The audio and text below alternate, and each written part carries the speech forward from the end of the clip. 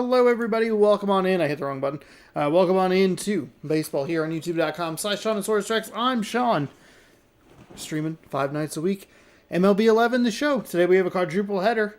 And I, may have paid the price for a 9:10 p.m. Baja Blast last night. So, we're a little low energy today. Let's jump in with our first game. We have 4 of them for you. We're going to New York. We're going to check out the Orioles taking on the Yankees. I think I forgot to fix the thumbnail. I'll do that in a second.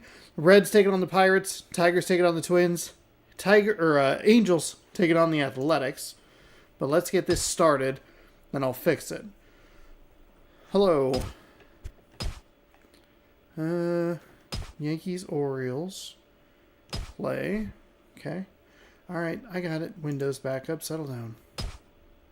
Okay. Let me fix that thumbnail real quick because I did forget to do that. Where are we? We're heading to New York. It's April 20th. Happy 420 in game, everybody. I know it's November 17th, all right? I got it. Oh, John Jacob Jingleheimer Schmidt. We're kind of getting used to the names on the teams here. I mean, it helps that we're streaming 4 games a day, so at this point, so it's the 20th installment. We basically have 19 days of 4 games, so what is that? 86 games or something like that? 36? 40 and 40 is 80. Yeah, 86. This would be number 87. As I welcome you to lovely New York. Designated hitter John Jacob Jingleheimer Schmidt for the Baltimore Orioles leading off. Luis Castillo, the second baseman, he's way up in the lineup. We've seen him down in the bottom part in that 9 spot before, which is interesting to be able to take a note of. Evan Longoria is over at third. Rick Ankiel in left field. Derek Lee at first. Corey Hardin right. Miguel Montero catching. Asdrubal Cabrera. It's one of those names that I can say, Asdrubal Cabrera. I look at it and my brain breaks. Shortstop, if I didn't mention that, Corey Patterson in center field. I hope you're enjoying your MLB The Show gameplay. We have Jeff Weaver on the mound. He's 3-0 with a 4.0 ERA, 3 starts, 9 innings. Wow, he is going the full length, 10-7-2, hits, walks, strikeouts. 3 starts, 3 games. I guess it's not the full thing. You could go into extras. Be interesting to see if we watched him. Have we seen a Jeff Weaver start? Jacob Jingleheimer Schmidt. You need to finish the last name there, commentator, PA announcer. Welcome on in, everybody. Happy Monday. Thanks for stopping by. That is lined up the left field, or the third base line. Foul.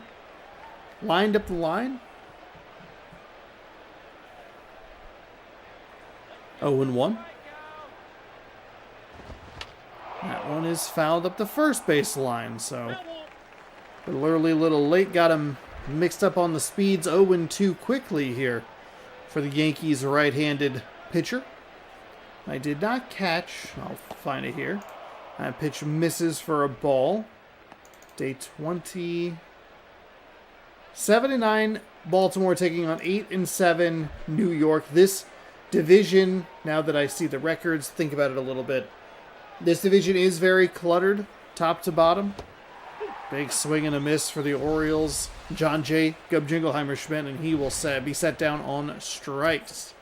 It's a 4-seam fastball at 90 miles an hour. Gets him with the speed in that location. Pretty solid. Probably not looking for a fastball down in the bottom of the zone. Perhaps looking for either something that's... You're probably looking for something that's off speed, but probably something that's going to drop out of the zone. Lord knows that was getting us in our World Series, was pitches like that. 4-seam fastball, low in the zone. It was very difficult to deal with. Big curveball there. Hit over to first base, and that'll do it. There, for out number 2, excuse me. That'll be a quick 1 pitch, 1 swing, 1 out.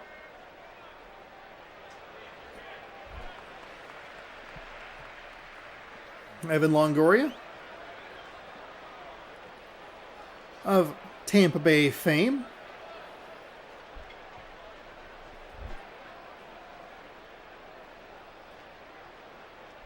So quickly 2 away here as I'm going to move my microphone just a little bit. That pitch misses low for a ball.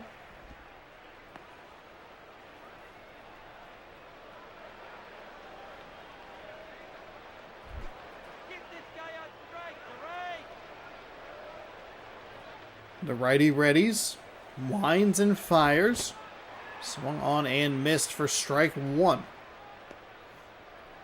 So 1-1 to Longoria.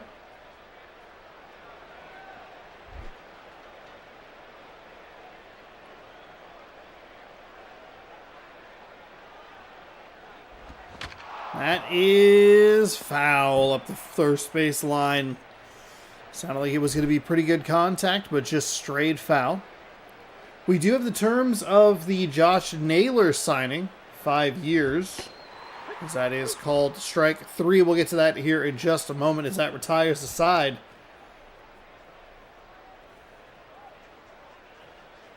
No hits in the top of the first. Brandon Phillips going to lead things off for the Yankees, the second baseman. Moving on to Marlon Byrd in center field. Prince Fielder over at first. Hank Blaylock, designated hitter. Jason Bay in left. Miguel Tejada. The shortstop, Cody Ross in right field. Casey Blake, the third baseman. And Giovanni Soto, the catcher.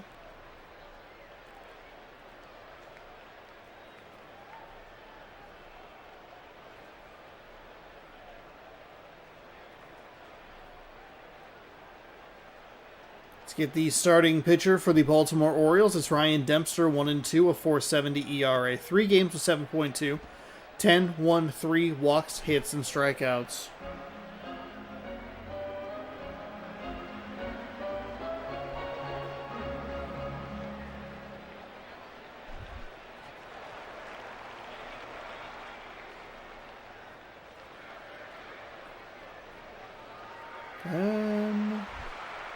Oh, what I wanted was...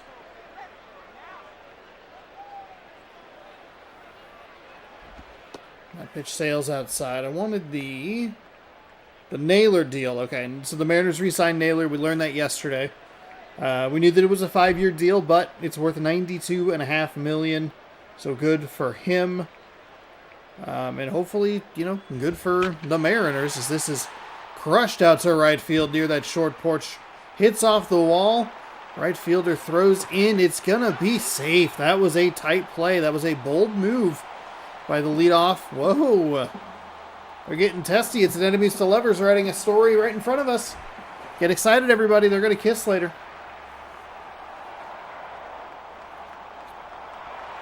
Marlon Byrd stepping in.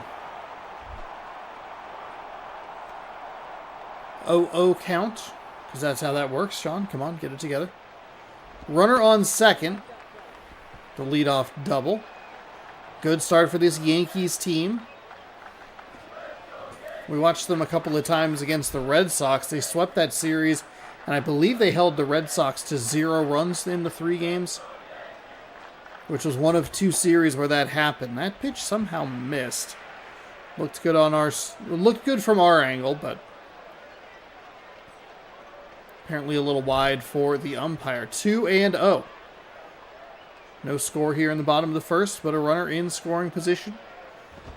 That will be lined out to center. Should send the runner home. Center fielder throws it in. Good speed and a slide. Safe. It's 1-0 Yankees.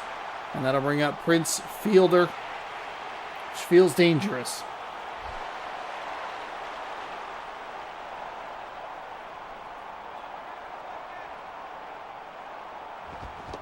Swung on and missed. Big swing from Prince Fielder.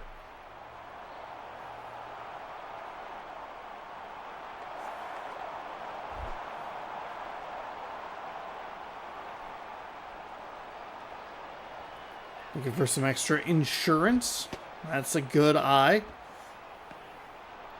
I like the pitch selection there. Wish it was executed a little bit better. Prince took a big swing on that first pitch. If you could just make that at least a little tempting.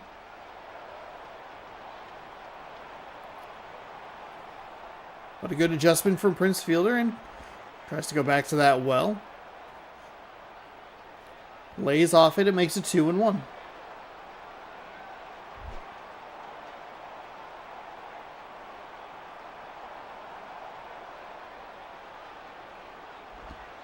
That pitch stays outside.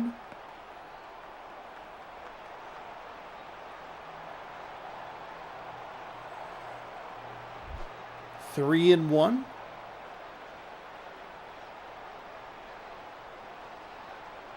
Winds and fires and works a walk. Okay, so Fielder, he took that big hack, but then didn't take the bat off his shoulder for the next 4 pitches, and the pitcher never really gave him all that. Never really threw him anything that he was tempted to swing at. That'll bring up Hank Blaylock, who has a home run and 3 RBI.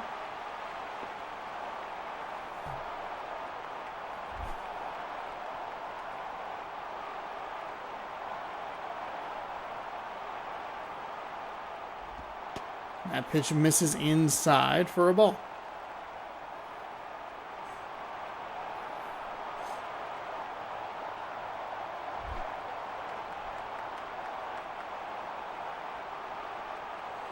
Two on, nobody out. That pitch misses. That is 6 straight balls that the pitcher has thrown. Dempster. We can almost make out the letters on the back of his jersey. Almost. Oh, I gotta fix the thing. There we go. And we're back. That is crushed. Of course, I take my eyes off the screen for 2 seconds. Mercifully for us, it's just a foul ball, but I realized that I needed to change something and went, oh, then there's a big old crack in the bat. 2-1. First strike he's thrown in 7 pitches. That one misses. And he hasn't thrown anything for a strike. It was swung on and missed and a foul ball. Those are the only 2 strikes we've seen in the last 2 at-bats that ended in a walk 4-1 and are now in a 3-1 count. That's 7-2 if you're keeping track at home. Blaylock takes a strike, and right as I say it, there's a strike. That fills up the count. I think a strikeout here would be big if he could get a ground ball double play. After this, I think that's huge as well. That's a swing and a miss. That's where things can get, well, you know what, actually, it's perfectly fine. It's a nice 2-seam fastball right on the edge. Got him swinging late. Huh. Be interesting to see what the umpire calls on that one. That'll bring in Jason Bay. Real good opportunity here to just get him to roll over something. Escape this inning with just a 1-0 deficit. That one's fouled away.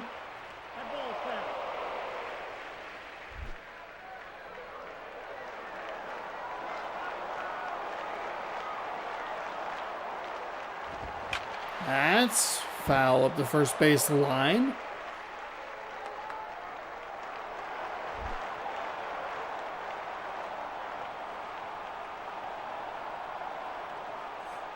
Here comes the 0-2.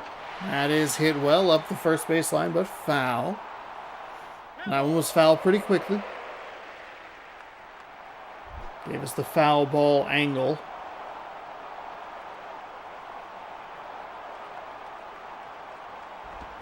Swung on and missed. So another strikeout, back-to-back strikeouts. This was the sentence I was going to start, but I forgot there were 0 outs.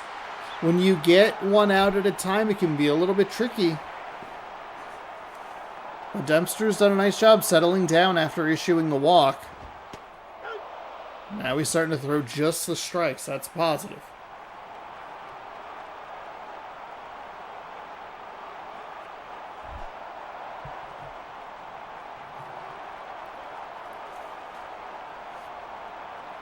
Here comes the 0-1. That is fair, up the third base line. They're going to send the runner around. He will be safe. And there it is. There's your answer. It's 1 out at a time. Just too many opportunities for the pitchers or for the batters to see the ball, to hit the ball. Cody Ross stepping in. Cody Ross, I appreciate you smiling for your photo. That's a big smile. I don't know why you have a beard in the game, but congratulations on being excited about playing baseball.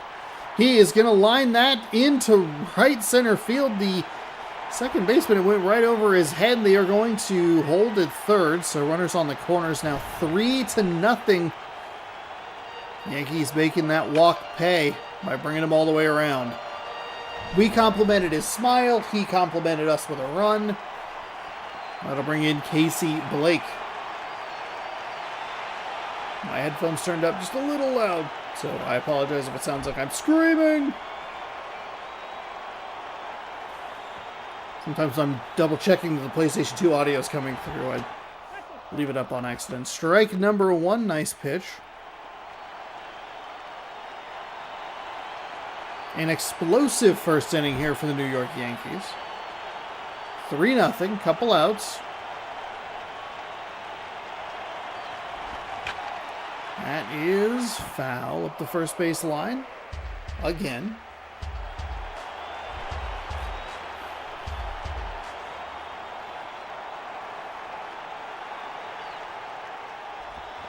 That one is hit. Foul.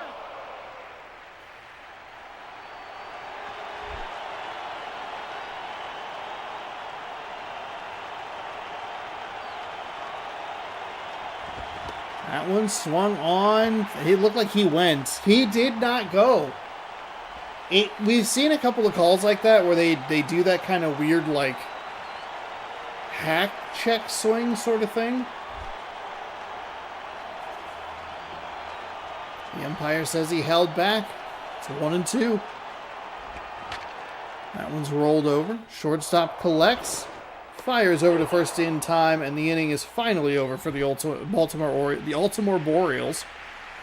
3-0. 4 hits, 3 runs. They use that walk to their advantage in New York. A big through one. Ankiel, Lee, and Hart coming to the plate for the Orioles. The Baltimore Orioles.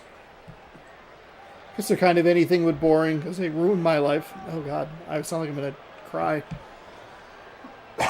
They ruined my life? They make my life hard? Third baseman just watches that one roll all the way to the corner in left field. That'll be a lead-off double, which we just saw for the Baltimore Orioles.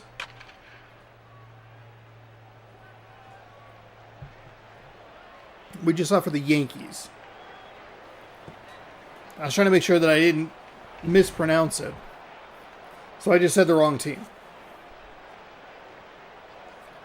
That'll be the first hit of the day, and it'll bring up Derek Lee, 1 home run, 6 RBI. Good looking 450 average.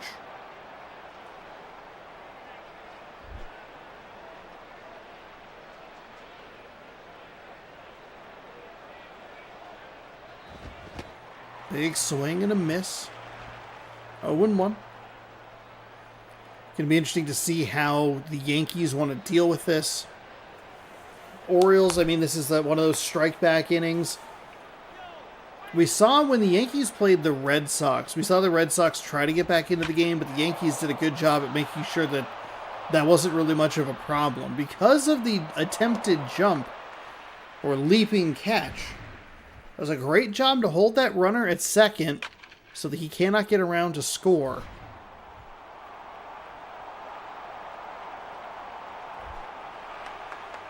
Corey Hart, 263 with a 400 average. Runners on the corners, nobody away. That one is hit firmly up the first base line, foul ball.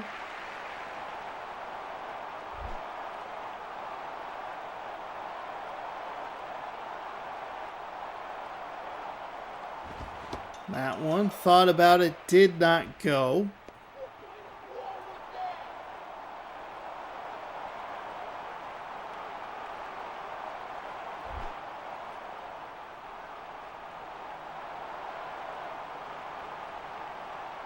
Ready righties and fires. That one's just a little outside. Actually, probably a little low.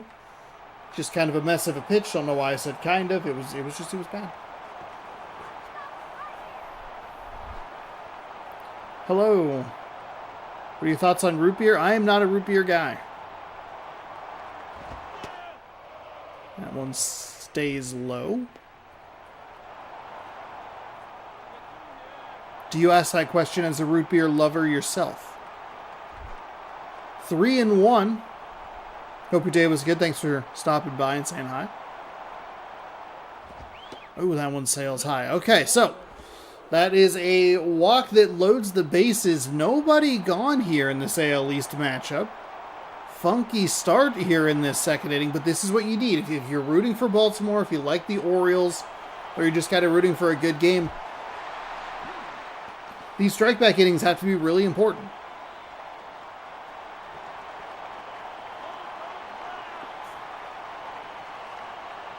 How quickly can you get back into this game? Because 3-0 going into the third does not feel great. But 3-2, 3-1. That is going to be lifted to left. That'll be out number 1. Left fielder gets a strong throw. That was such a good throw. It pulled the third baseman back. So if you want to go back after the leadoff double, it was a single that probably would have scored a run, except the shortstop went for the leaping catch, regardless of if he was going to make it or not, and that held the runner on second. So instead of coming around to score, now you have a great throw. You're one good double play away from getting out of this scot-free. Not a root beer fan. Unsubscribing. Good micro brew root beer. I don't know that I've ever seen that on a menu. We have like a microbrew root beer. That also sounds microbrew root beer.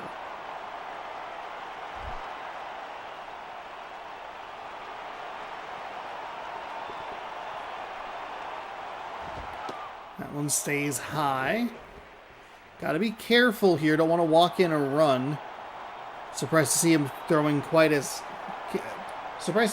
consistently high in the zone like that. But it could just be a bad release point. Here comes a 2-1 pitch. Bases loaded, one gone. That is... wow, okay. Because of the angle, we knew it was going to be a foul ball, but the way it kind of curved toward that light and then bent back.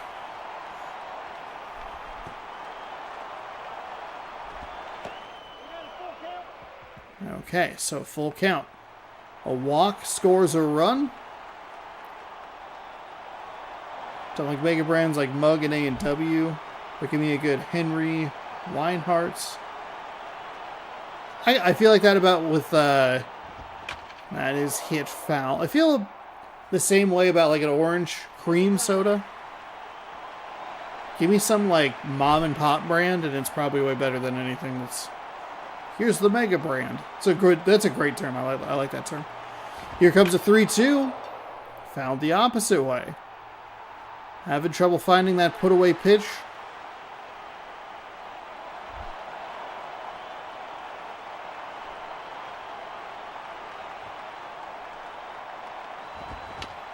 Fouls that one away. That's probably ball 4.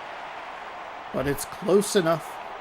And might have this hitter into a bit of an auto swing mode. As the righty readies. That'll be hit. Second baseman. Underhand toss. Fires over to first, safe. It'll score. It'll plate a run. There was hesitation where the second baseman wanted to go. And that spin animation kind of... it's going to make things interesting here. So 3-1 now.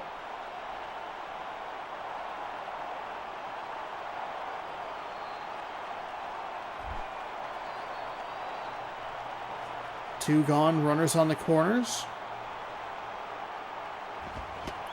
Big swing and a miss there.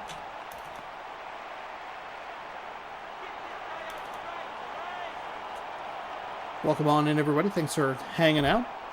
Watch the Yankees and the Orioles, top 2. Oh, he's going to leave that one in a very hittable location. They're going to just go station to station. The Yankees should be out of this inning, but it's That's wild. John Jacob Jingleheimer Schmidt is back in.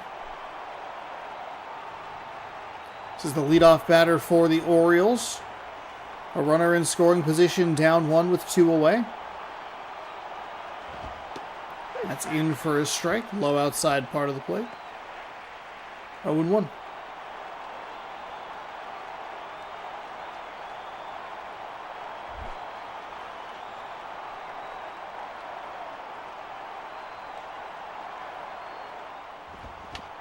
Fouled away. 0-2. Can he get out of this? I do believe in this Yankees offense to be able to put up some more runs. That was kind of what I was getting at with the Boston Red Sox game that we watched. They would try to make it a game. First baseman bobbles it, and out at first. That was ridiculously close. Baltimore scores 2 on 3 hits. Soto, Phillips, and Bird coming up for the Yankees.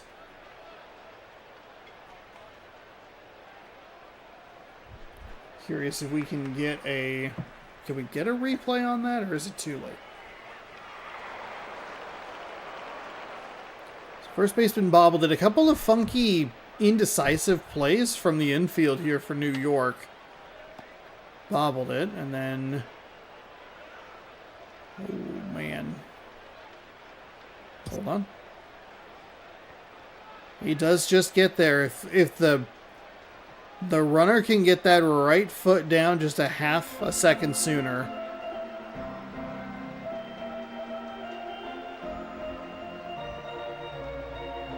Oh yeah, it would have been bases loaded. Wow. Huh. Alright, let's play. Let's play. Hey, thanks, Ray. So here we go. Bottom 2. Orioles strike back for 2 runs. Can the Yankees strike back for even more?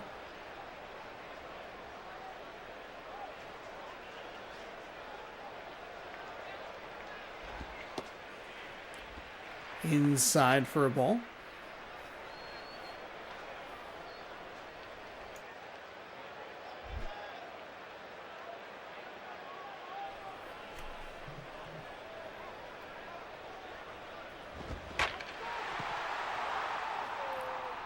This is hit well out towards center.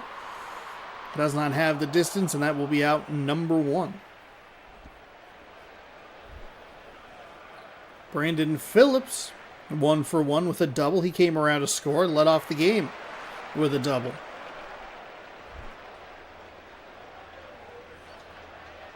See what he can do against the righty this time around.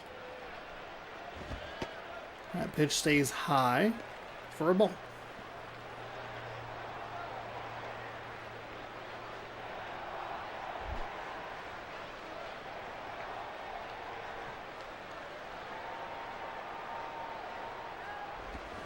That is hit well out to left center. Does the center fielder have a beat on it? He does.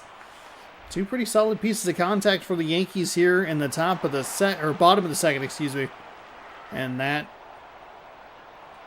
center fielder for the Orioles making some nice plays out there.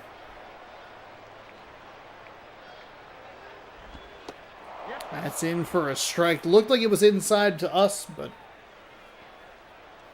umpire gives the strike call.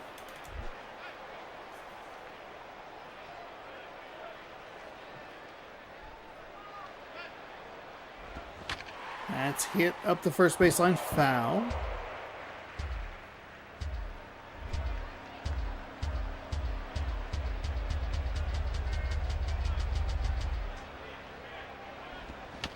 And that one's foul as well.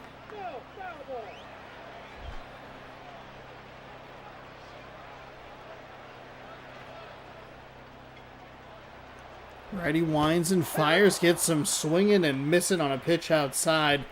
Yankees set down 1, 2, 3. Castillo, Longoria, and Ankiel coming up for the Orioles here in the top half of the third. They need a run to keep this game rolling. Castillo's going to lead off 0 for 1 on the day.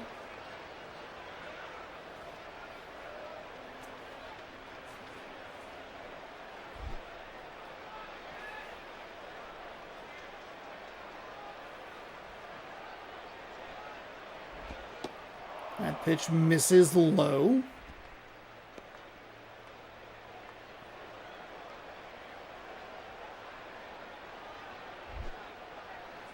One and 0.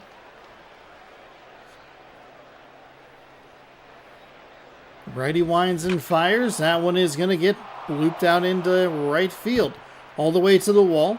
Plays it off the base of the wall. Throws into second. And it's another leadoff double for the Baltimore Orioles. Looking for a tie, maybe the lead here in the top half of the frame. Evan Longoria, he's over one with a strikeout. But all of a sudden, these Orioles batters seeing this pitcher pretty well.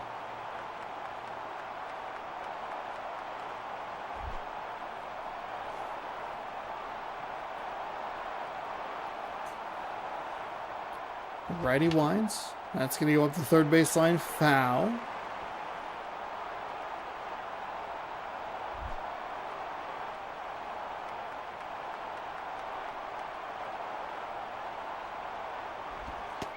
That pitch misses low for a ball.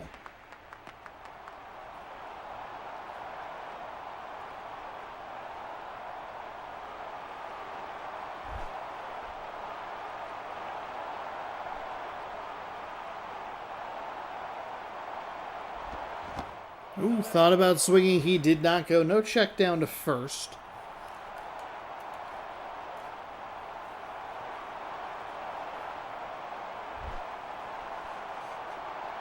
Two, one. That is going to be lined out to right. It should hold the runner at third. Okay. So the Yankees have gotten a couple of breaks with how the balls have been hit out to the outfield with runners in scoring position. And the Orioles had some good base running to see how well the throw was coming in and then retreating back to third base so it wasn't an extra out. The Orioles have runners on the corners, nobody away here in the top of the third inning.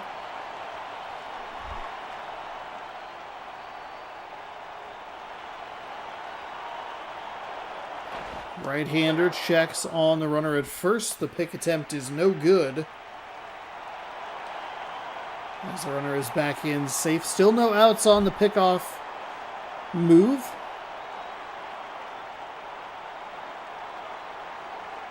Righty comes home, fires that one outside for a ball.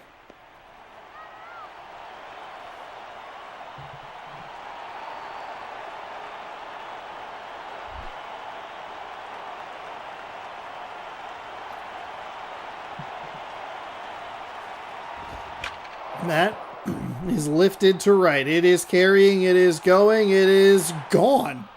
It is a 3-run home run for the Orioles. That ball just kept going. And I get a little fooled by it because the balls out to center that we saw the Yankees hit stayed in the park. Obviously, it's a short porch in right, but wow. 369 feet. Nice on 420 here in game. And the Orioles now have scored 5 unanswered runs. Derek Lee 1 for 1 with a single. And both of the guys that I pointed were 0 for hits.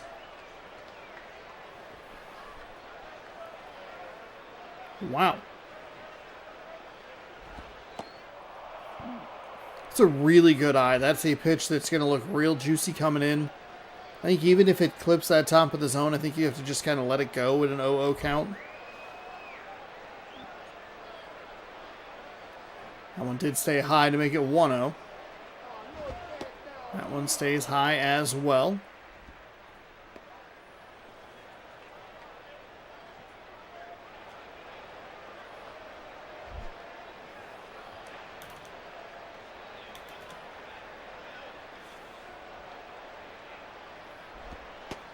There's a strike. And a brutal last couple of innings for the starting pitcher for New York. Looking at a 2-1 count, has swung from a 3-0 lead to a 5-3 deficit. That's going to get the bottom of the zone. Nice pitch. Strike 2.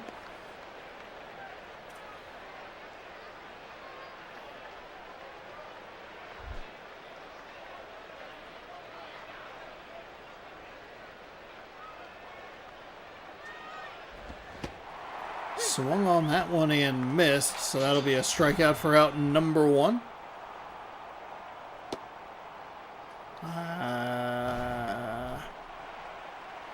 What was that called on? The pitch looked low, and he definitely didn't swing.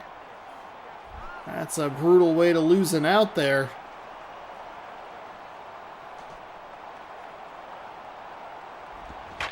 That is hit well, but foul up the third base line. Foul ball.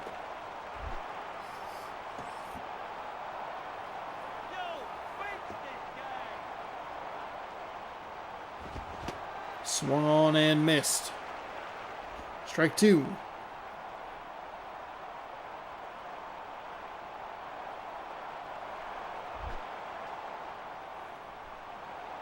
Oh, and 2. Nobody on, 1 away. Orioles have already scored 3 runs in this inning. Half inning. As the ball comes back.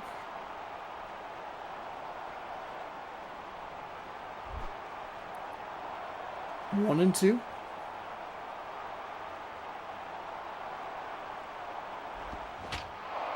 Gets the swing, but pops that one foul.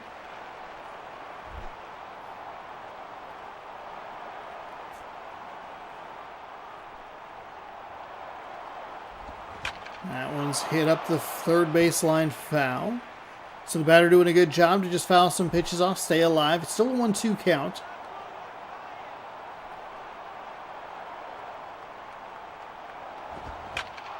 This will be popped out towards center. This was similar to those 2 Yankees pieces of contact I was talking about earlier. Just doesn't have the carry out that way. That'll be out number 2.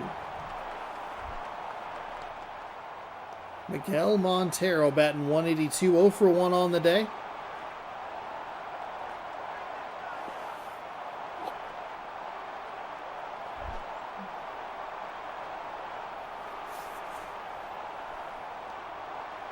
Righty winds, fires, foul. Baltimore very aggressive swinging the bat here. This lineup is feeling it offensively. That one stayed outside.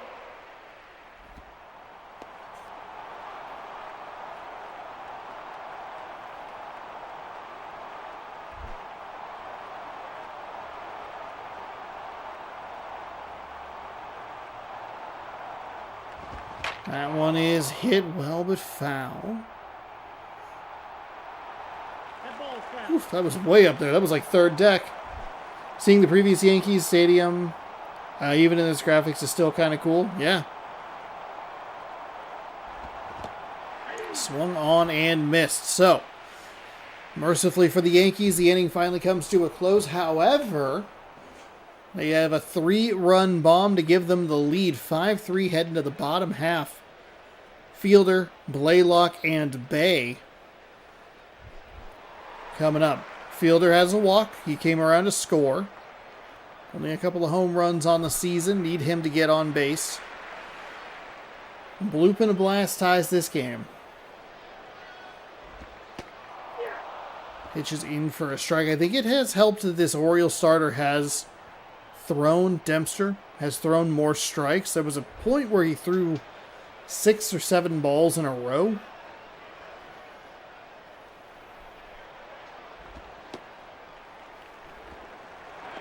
Earlier I said that he hadn't thrown a strike. He threw a strike. And then I'd say he's been throwing a bunch of balls and he's been better in the strike zone. He throws a ball. What is happening? Commentator's curse? That's in for a strike in the inside part of the plate. It is cool seeing. It's cool seeing the old stadiums, the old setups for some stadiums. As the 1-2 is hit foul to stay alive.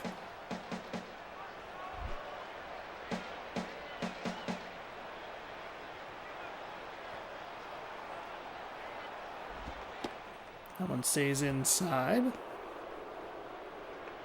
Fielder shakes his head, does not approve of the pitch inside.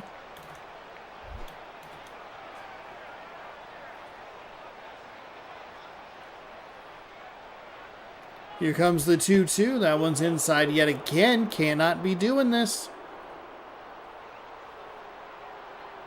3-2.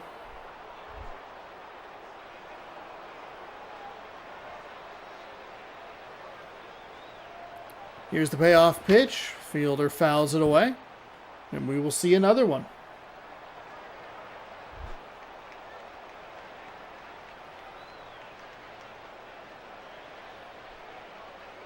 Righty winds. That one's inside for ball 4. Okay. So Dempster issues a walk. That'll bring the tying run to the plate.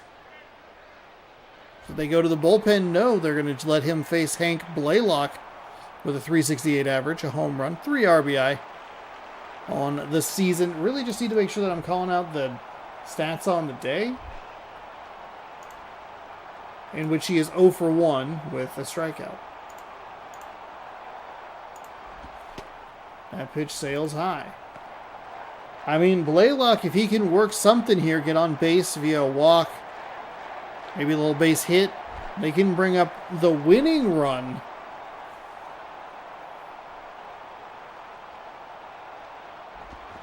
Blaylock is going to send this out to right. We have a tie game. It is gone. 5-5. Nobody out here in the bottom of the third. The Yankees with a great opportunity to walk it off. The walk comes around to bite him, and I believe Fielder walked twice in this game. Saw what he wanted to hit, spit on some other ones, and we are all knotted up at 5. 405 majestic feet.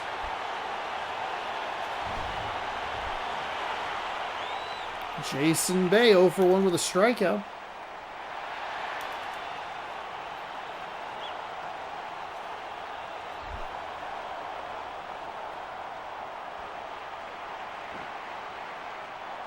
All right, what can Jason Bay do?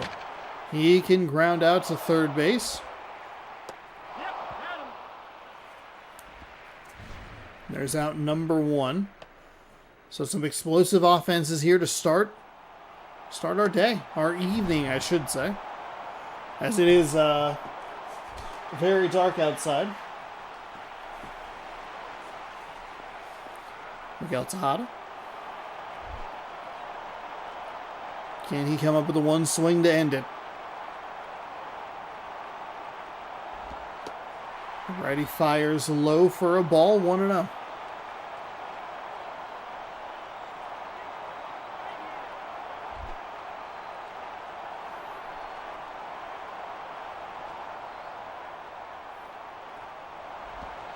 That one stays high for a ball 2.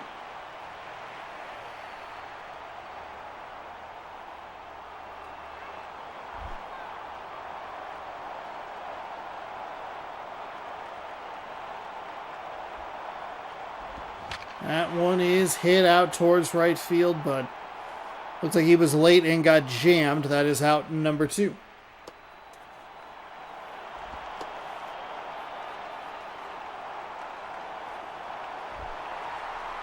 All right, Cody Ross is 1 for 1 with a single and an RBI. I complimented his smile. He gave us an RBI. It was a very nice exchange.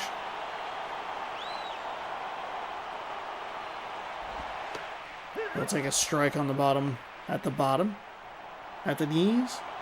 0-1.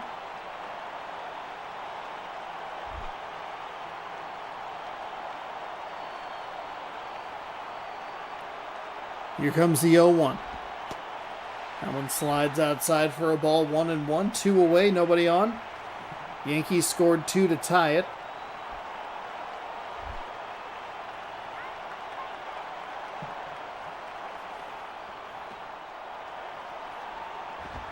That one, nicely done. Lined up the right field line. Is he going to try for 2? He is. Big turn. Ball really slowed down in right field. He is in safely. Real strong throw from left field. Real strong throw. That was a very close play. And Casey Blake now with an opportunity to walk it off if he can just put it down the line into the outfield.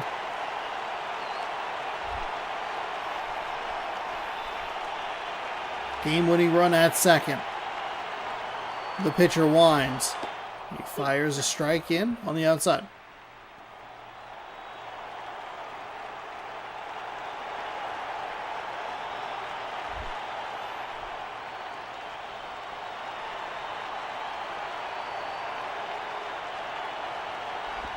That one sails high to even things up, 1-1.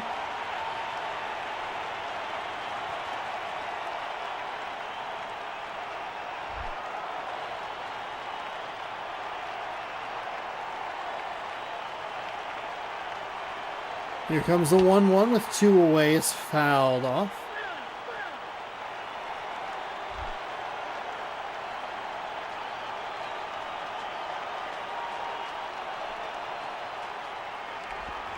The 1-2 fouled at the third base line. We'll do it again.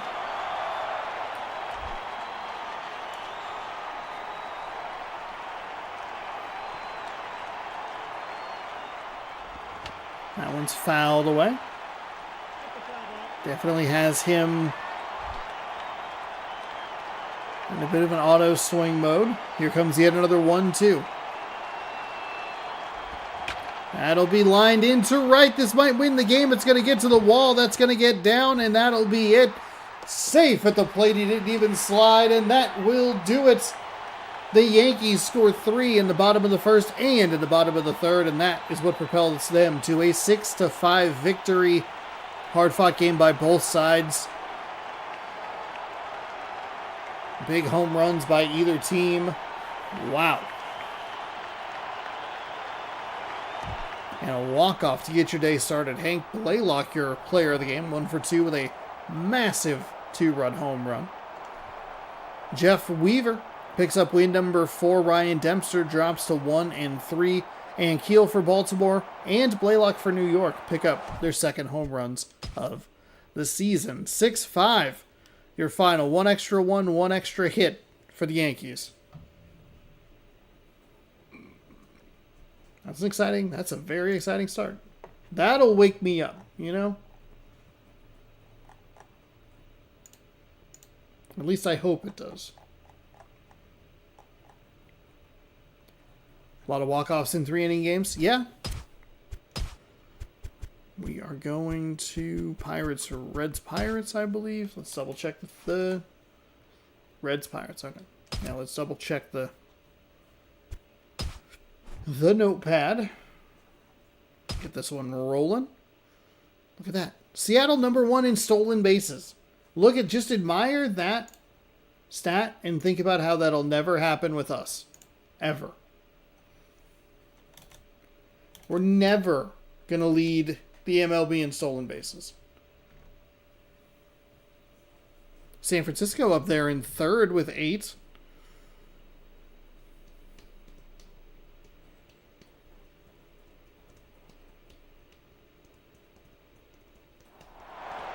Welcome on into PNC Park, home of the Pittsburgh Pirates, as the Pittsburgh Pirates get ready to take on the Cincinnati Reds. Can wind up with the same record with the Pittsburgh win, 9 well, no. It's a half game difference. Never mind. 9-7 versus 8-7 in a crowded NL Central. Cincinnati is going to send up Grady Sizemore, the center fielder, followed by Michael Young at third, Nelson R. Cruz. Remember, the R stands for Rad in right field. Ty Wigington at first base, Logan Morrison in left field, Daniel Murphy at second, Ryan Ryan Spielberg, the designated hitter. JP Arencibia. We've heard it. I think somebody put the pronunciation in the thing, but Arencibia? Starlin Castro, the shortstop. I'm trying to picture how it was written. Arencibia. Matt Latos, 1-2 with a 2.35 ERA, 3 games, 7.2 innings pitched, 9.310 hits, walks, strikeouts. No. Yes? Yes. Nick Markakis. Rate Nick Markakis' cake 1 out of 10. He got a butt. He got a booty. Pirates and Reds getting started here for game number 2 of 4 today. Thank you again, everybody, for hanging out. I appreciate it. As that pitch misses low for ball 1. And that is how we get underway in this one. One of the uglier Monday Night Football games you'll see. The Raiders taking on the Cowboys. 24-9 at halftime. Disgusting. That is swung on and missed.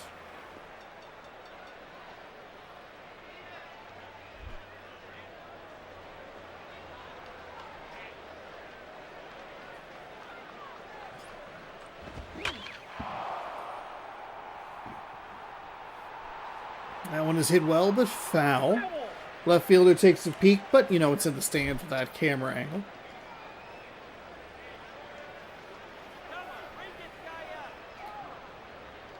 Nick Markakis ain't no Cal Raleigh when it comes to the dumper. I mean, no one's Cal Raleigh when it comes to the dumper. But good to know. Nick Markakis' cake is not a 10. Michael Young steps into the box, or climbs in, as some of the commentators like to say, even though it's flat ground.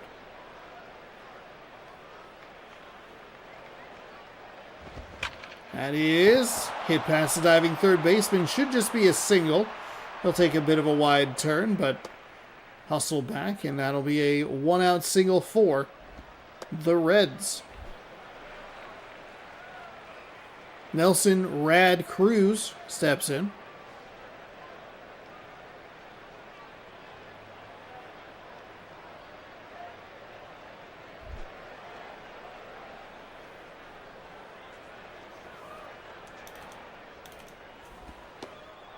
Stays outside.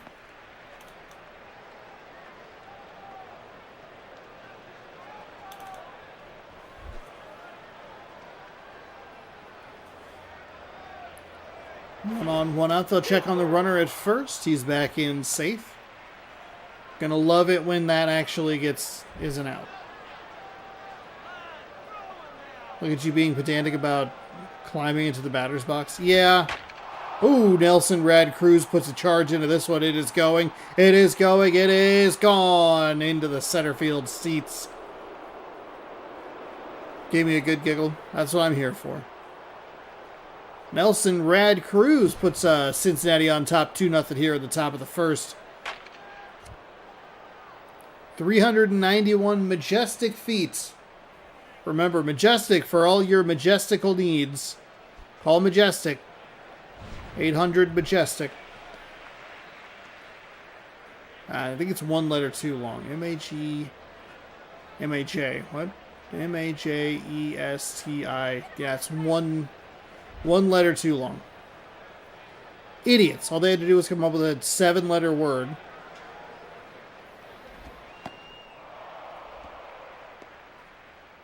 I guess you could call it... It could be like 1-800-555-FARM or something like that. That sounds like you're calling a farm. What's the good produce today, young man? Yeah, we insure your homes. This one's lined out to the left. Center fielder with a good beat on it. Takes a couple steps to the left. Or right. His right. Our left. His right. Oh, is that Crispy Young, Crispy Quick?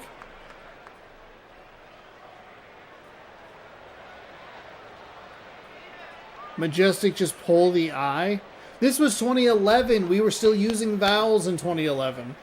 If Majestic was created around 2020, absolutely. It'd be MJSTC. It's Majestic. Shut up.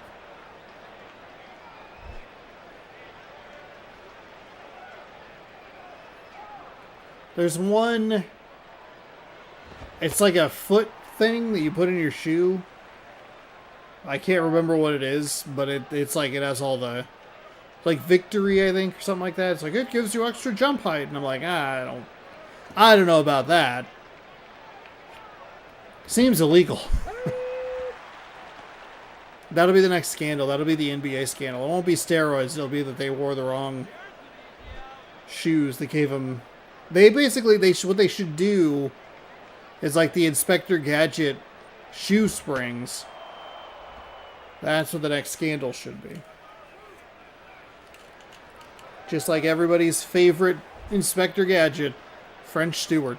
2-2 with 2 away. A 2-0 lead here in the top of the first. Oh, gets the call at the top of the zone. That'll retire the side, but Nelson Rad Cruz puts him on top of the 2-run blast. It's 2-0.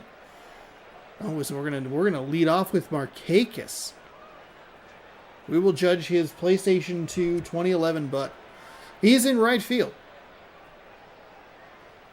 Okay.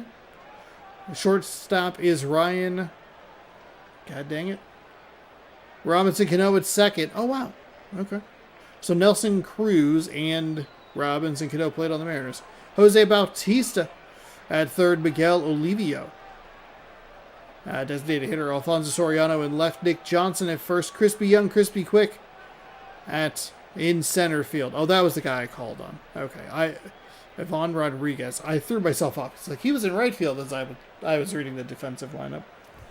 Then I got locked in on butts. John Lester 1-1 in 5 innings, or with a 5 ERA, 3 games, 9 innings, 9.57 hits, walks, and strikeouts. This is what I was reading. And I forgot that I read this, and I was thinking about the center fielder that they showed, and I got all confused. All right, Nick Markakis. They walk up, not helpful.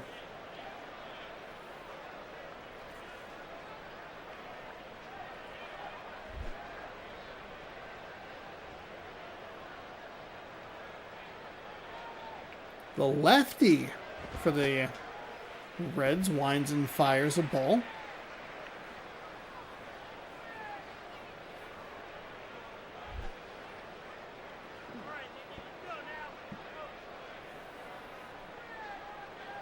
Catcher sets up inside.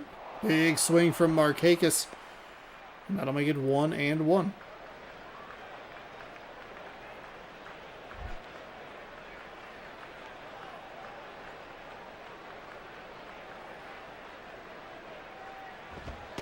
Markakis takes a strike inside.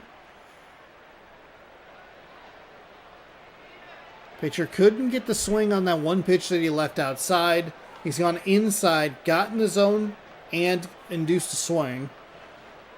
Catcher sets up, and Markakis is down on strikes. Meh. Ryan Theriot. Frickin' frick. Theriot steps in with 1 away. The lefty fires. That one stays high for ball 1.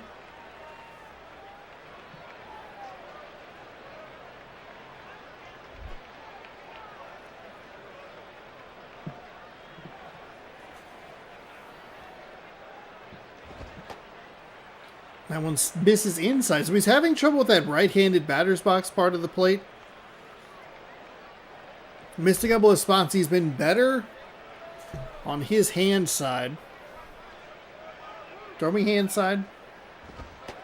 That one again sails off the plate. 3-0. 3-0, yeah. This is a hands-off controller situation.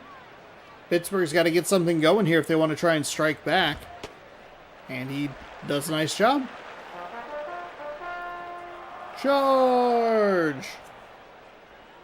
Okay, just the one. Lame. Oh, good.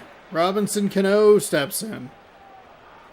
It's good for the Pirates. Couple of home runs, 6 RBI.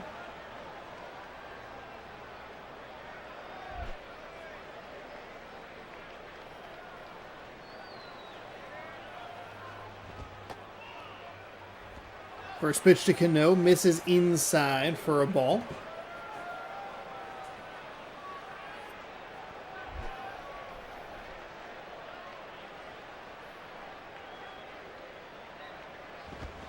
That is hit well out to center.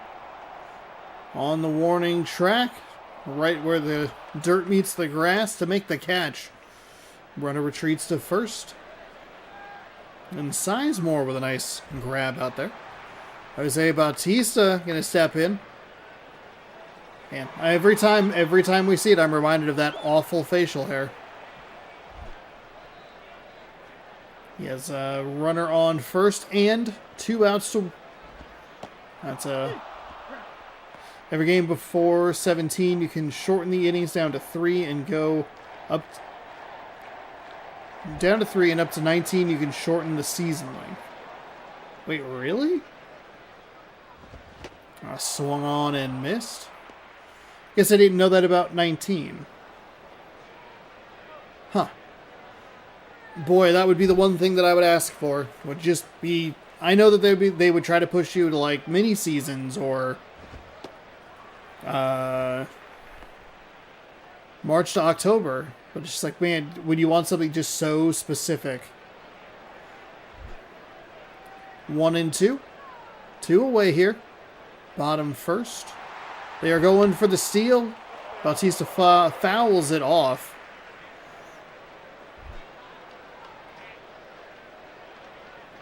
Bautista, I believe, yeah. That one fouled at the third baseline. Might have to take a look at the show 19 then, because I have a copy of it.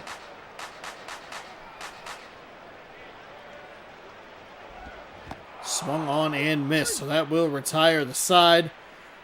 It was a walk that put the Pittsburgh runner on. Still 2-0 Cincinnati. Murphy, Steven Spielberg's brother, and Arancibia. Oof, that is a nasty average. 636, is that what that said? Hold on, we're looking at it again just to double check ourselves. Yeah, that's a 636. With only 1 home run and 1 RBI. That's it. He's like, look, I'll get on base for you, but I'm not driving anybody in, and I'm not punching it out of the yard. That's your problem. Everybody else, I'm just going to look really good at the plate.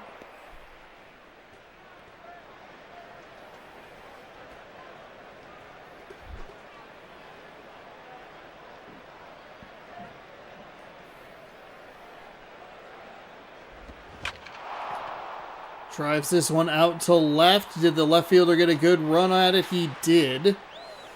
I do love that indicator in MLB The Show 25, where you can see how good or bad of a jump they got at it. Boy, left field was sure an adventure for us this last season. Could be a little adventurous with Rose Arena. I just don't play corner outfield that well because we're still having some problems in the mini seasons here and there.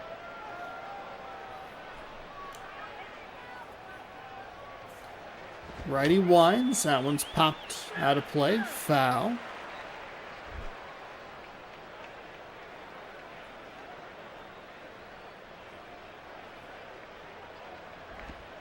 Oh, you know what? I think MLB The Show 19 is one of the games that does not work backwards compatible on PS5.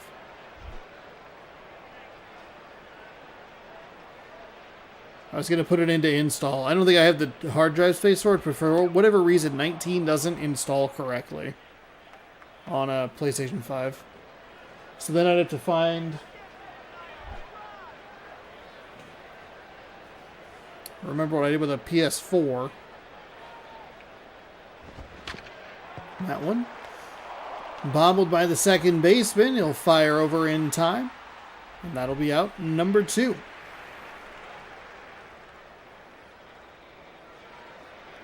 Arancibia. He steps in. Because that would be interesting to take a look at the season length. And that one misses low. That would be my one most wanted feature. Franchise mode with a malleable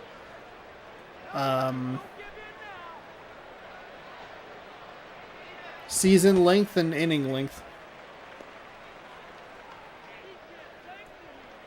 And there's exactly one of us. I feel like Tobias Funke and Arrested Development being like the Never Nudes being like, there are dozens of us, but it's just me.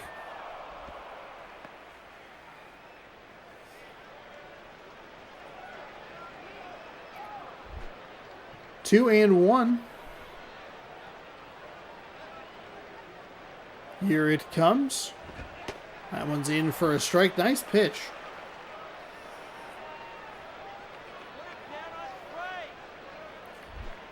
Gets it in there. And we do see this pretty frequently where the starting pitcher maybe gives up a couple runs, some hits, and then really able to shut down in that next inning. That is a clean inning for the Pirates defense. No hits. And we have a Seattle Mariner coming up to lead things off for the Pittsburgh Pirates. Olivio. Miguel. Olivo. I always put an extra vowel in there. Every single time. Okay, thanks, man. Thank you, crowd. No problem. That's the whole goal. How would I know how to play baseball without you? Puts that up the third base line. 0-1 on the after the foul ball. That one stays outside for a ball.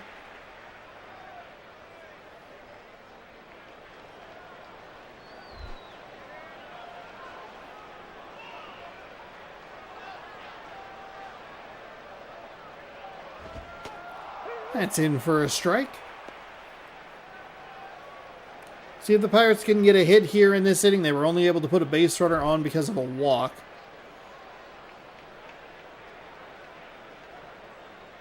Olivo looks at the 1-2. Lets that one drop low. 2-2.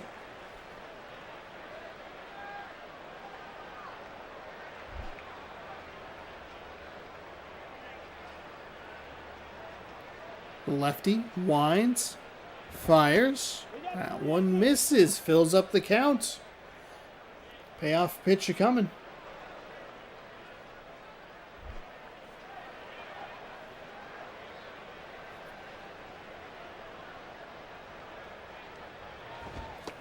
And works a walk, so good job by Olivo.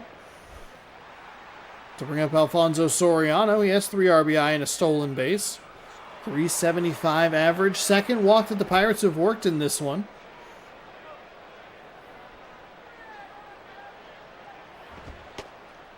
That one stays high, so this pitcher needs to dial things in a little bit. Had the previous batter 1-2 through 3 straight balls. Ended up walking him. That's 4 straight to make it a 1-0 count. Soriano with a big swing and a miss there. Makes it 1-1. Pretty hittable pitch. Just could not get it lined up or timed up.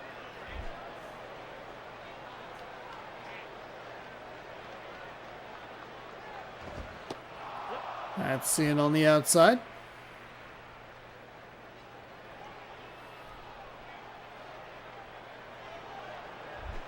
One and two.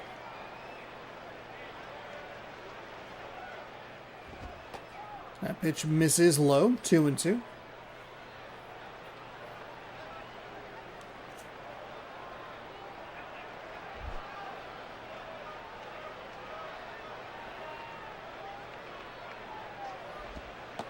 That one misses just outside. That looked like a pretty good pitch. I'm surprised he didn't swing at it. Umpire doesn't give him a call. Look good from our angle. Count is full for the second consecutive batter.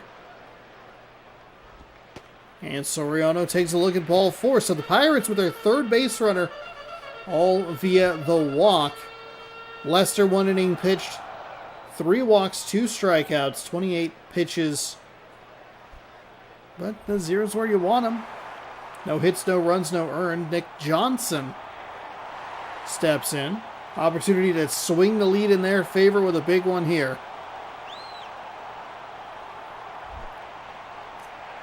It's a lefty-lefty matchup. Pitch is outside for a ball.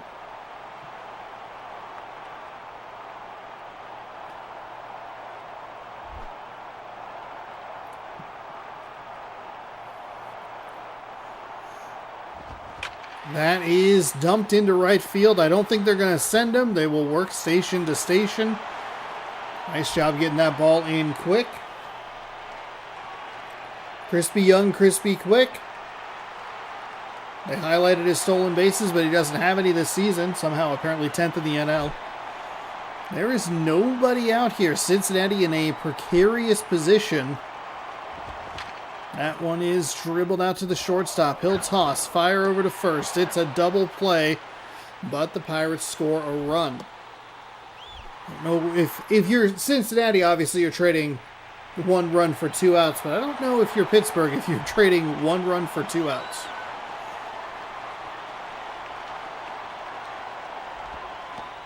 That's a strike on the inside. They do cut the lead in half. They make one of the walks pay. Or make him pay for one of the walks. They can get just a little bit of air under this. They can tie this game up. That stays outside for a ball.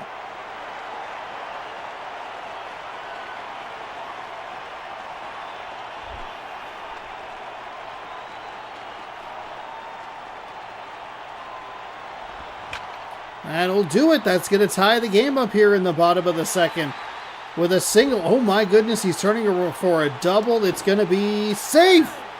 He is safe. That's the second time we've seen that today where the runner tries to advance and it looks like the throw's going to beat him, but it's just a better slide to get around the tag. Nick Markakis.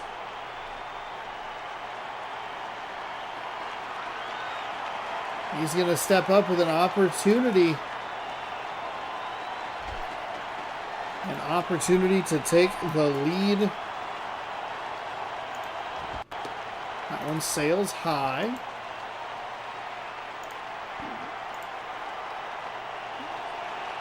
Lefty-lefty matchup here.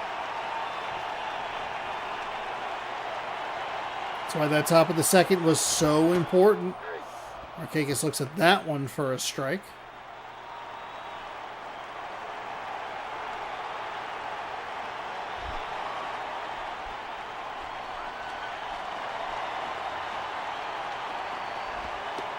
That one misses just low for a ball.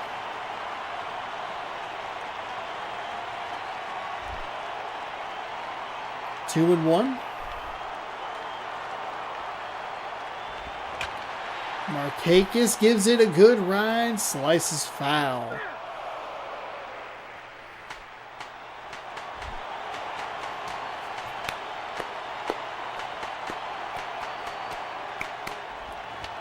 Markakis fouls that one away.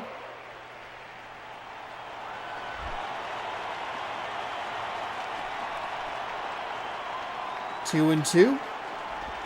Kind of twos all over the place. It was a 2-2 count with 2 out in a 2-2 game in the bottom of the second with a runner on second. Yet again, the Reds pitcher finds themselves with a full count against the Pittsburgh Pirates batter. Lefty is going to roll that one over to first. But the Pirates even things up at 2 in the bottom of the second. It'll be Castro, Sizemore, and Young. Pittsburgh with 2 hits. They have gotten 3 walks and even in addition to the walks have worked to count full an extra time or 2. Starlin, Castro. A win here for the Pirates would put them half a game behind the Reds. I don't know exactly what that would mean as far as the NL Central standings. Hustles up the line, but cannot get there. It's out number 1. Grady Sizemore 0 for 1 with a strikeout today. Second batter of the inning.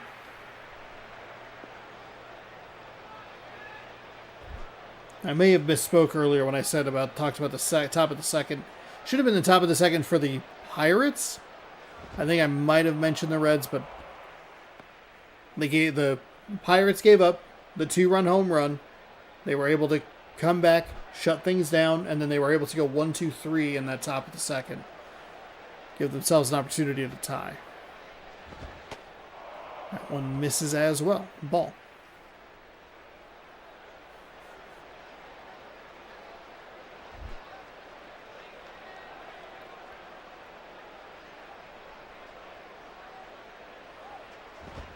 2-0. That one misses low. 3-0. Got to be a hands off the controller moment here.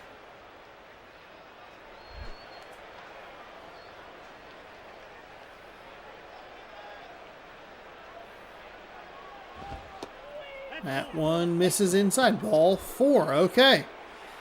Go ahead run at first. 1 for 1 with a single. And came around to score. See what Young can do here. Do they want to put him in motion at first? Big swing on that one for strike 1.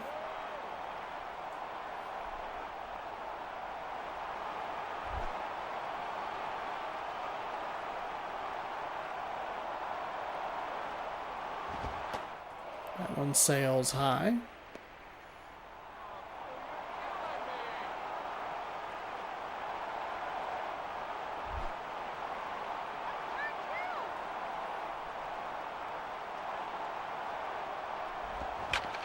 And that's going to go right to the shortstop. Flips to second.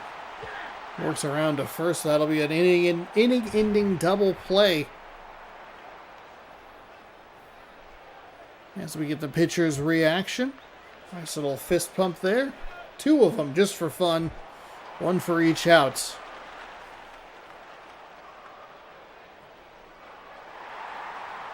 Ryan Terrio steps in. Bottom of the 3rd. Pittsburgh looking for a walk-off here. Terrio with a big swing right there. Trying to be a hero. Under it late. 0-1.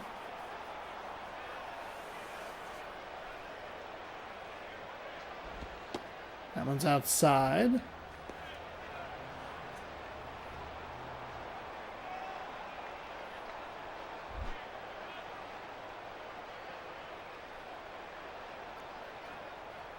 Lefty winds.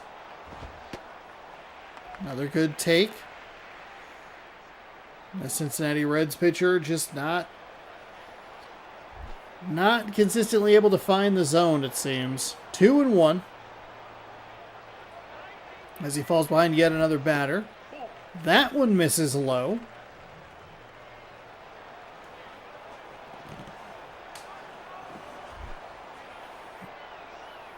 Three and 1. How aggressive is the batter in this scenario? Very aggressive. It's going out towards right, but not nearly enough on it. Right fielder makes the catch, and it's 1 away in the bottom of the 3rd. Robinson Cano. 0 for 1 on the day. Don't know why I said his name like that. My apologies to Robinson Cano. Sure he's watching right now. Massively impressed with what we're doing here.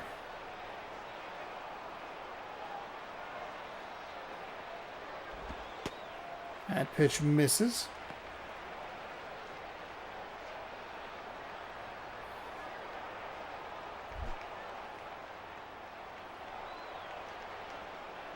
One and 0 with 1 away.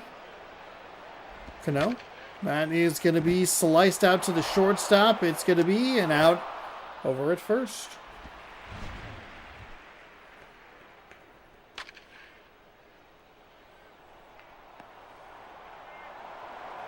Good defensive positioning there. The third baseman wasn't going to be able to get to it. Shortstop covering nicely. That'll bring in Bautista.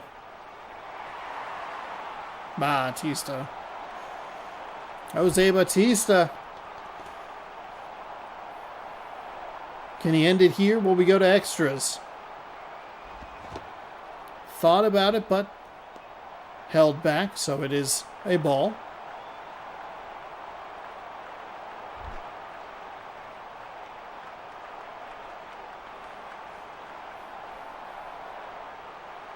Here comes the 1-0.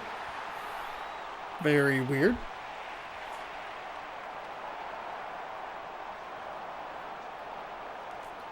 That makes it 2-0. That pitch stays outside. It makes it 3-0. Umpires sometimes seem to like to widen their zone here to make it 3-1, but See what Bautista does. That was a pretty nice... That was a strike. That was like... No problems there. That's a strike. Don't come after me, game makers. Lefty winds on the 3-1. Bautista, nice job. Takes a walk on the out. There's the pitch, misses outside.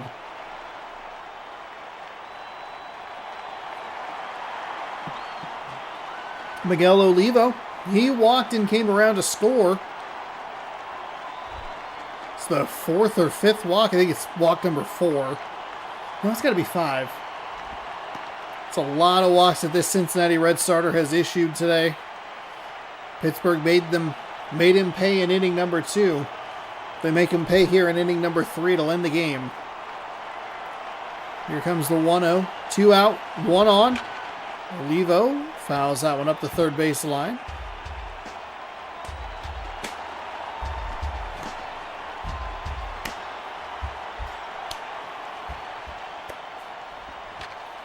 Olivo instead is going to ground out to the shortstop.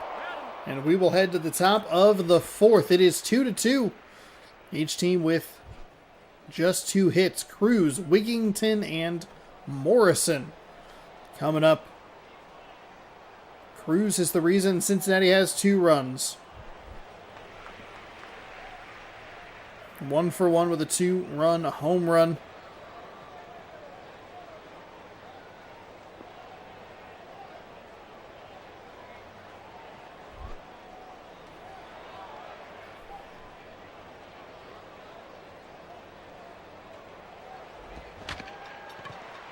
It's a big swing on the first pitch. It is a ground out to second, so 1 pitch, 1 swing, 1 out. Ty Wigington. Wigington? There's no G in there. I think of Ralph Wiggum. Ralph Wigington. What? Wiggin. Well, that misses outside. It was at exactly 7:26 p.m. Pacific time that he started to completely lose his marbles. It's Ralph Wigington! Ralph Ticking Whim! That stays inside. Lucky it didn't hit him.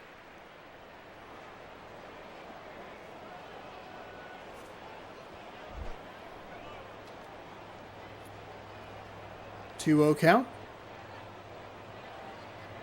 Here comes the pitch. Ooh, that one looked good. That one looked good.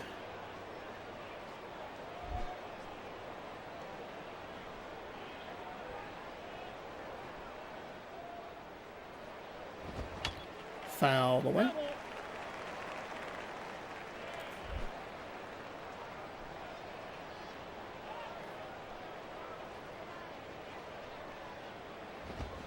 That is hit well out to right, but hit a little too well. Couldn't get it away from the defender, and just like that, 2 gone. In the top of the 4th, Nick Markakis.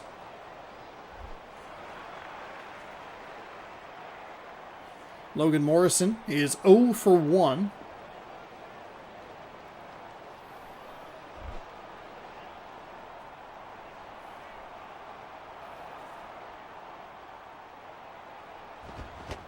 Big swing and a miss there.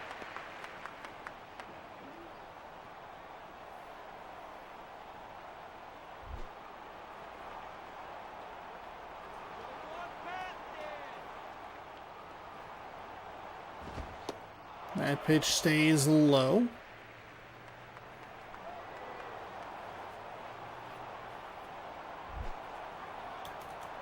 Ring him up.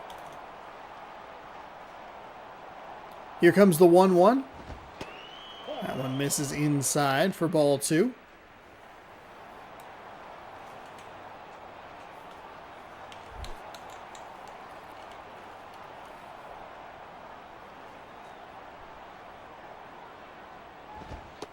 That one just gets the outside.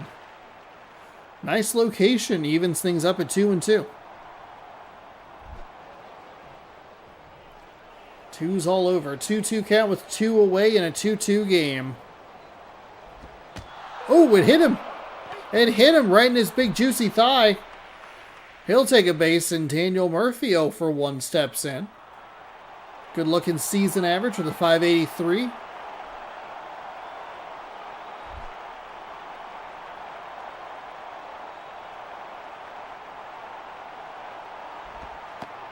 That is a strike. Batter doesn't like it. I didn't agree with it, but it's 0-1.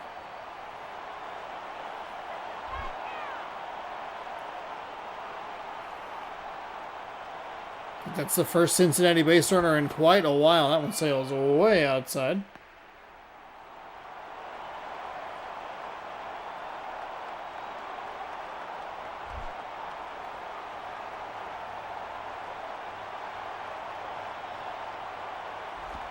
That one sails in.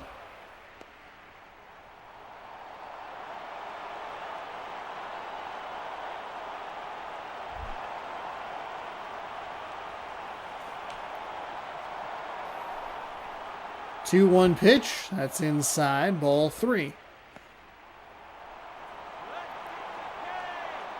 Computer batters love a 3-1 count. There's 1 on. There are 2 away.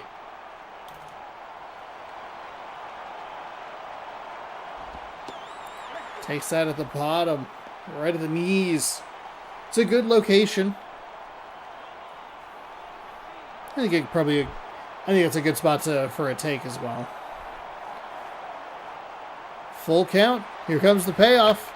He is going to hit that well, but it slices foul. I say that like it was a question mark.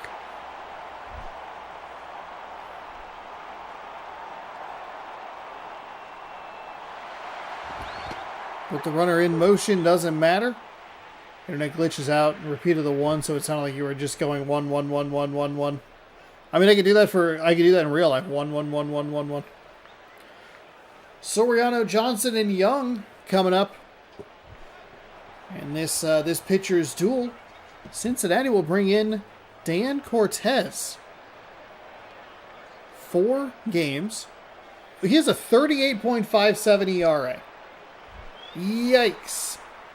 Alfonso Soriano has worked a walk. He has scored a run. So Pittsburgh, both of their runs they came in to score were initially put on by a walk. Now Soriano faces the righty with a very big ERA.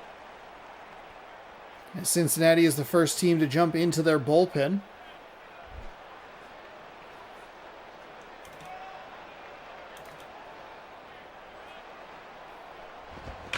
That one is hit foul. Deep into the stands.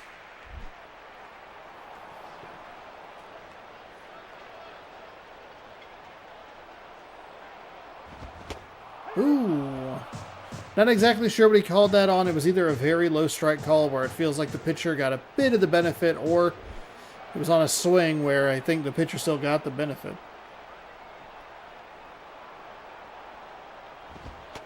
Oh my goodness. Went right back to it, got the call. Don't Johnson the Young?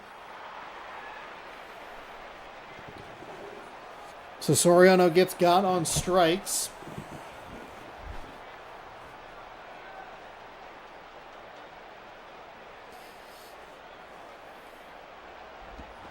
He is going to put this one into right. We'll see how aggressive they want to be as he turns the corner. He is heading to second. Right fielder with a strong throw in. The throw is a little offline.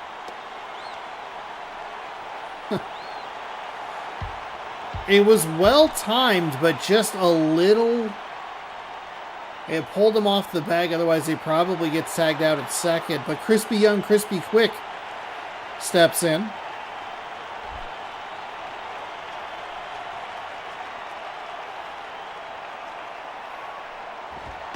That one sails high. What are we? We're going with just 1 out here. Or is it 2? Come on, Scorebug. 1 out. Okay, 1-0. 1 out, 1 on.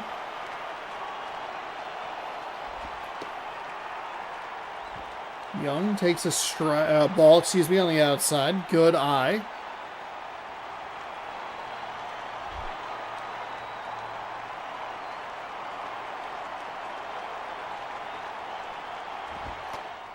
Takes that strike on the inside.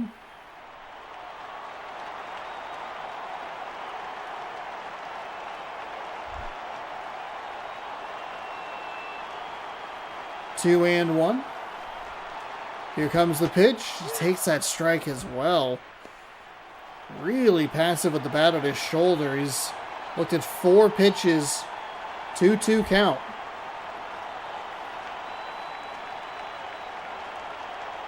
Winning run on second. That one sails high. Full count. You won't see any motion here.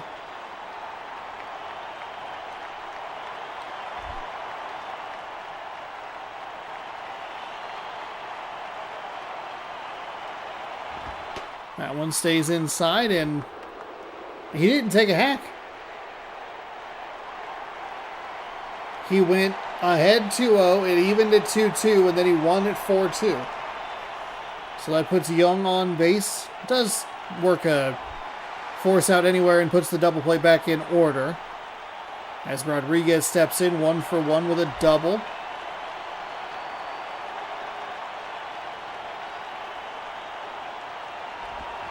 That will get into center field. Will they send him around third? They will. The center fielder rises, fires to the dish, and it is safe! Safe at the plate! Oh my goodness! And the throw looked like he beat it, but one of the more justified gloves into the wall that we've seen. I think the last 3 games that we've done have been walk-offs. Rodriguez 2-for-2, a double, 2 RBI on the day, and his season has 2 RBI now.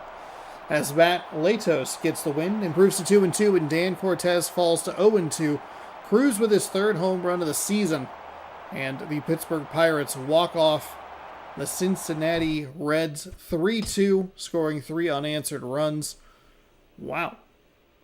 That was pretty exciting. Pirates got blanked there for a little bit. I mean, at one point, the Pirates had 3 base runners. Every one of them was via the walk. Wow. Well, quickly, before we jump into this next game, where we will head to Minnesota, let's get a save, just in case. You never know. While I do that, while I save, I will change the thumbnail.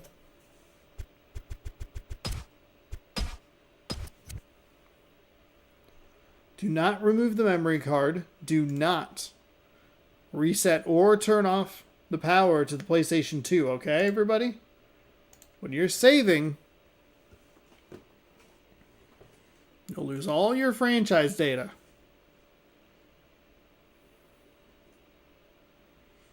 Or, I guess in our case, season data. All right, let's head to Minnesota.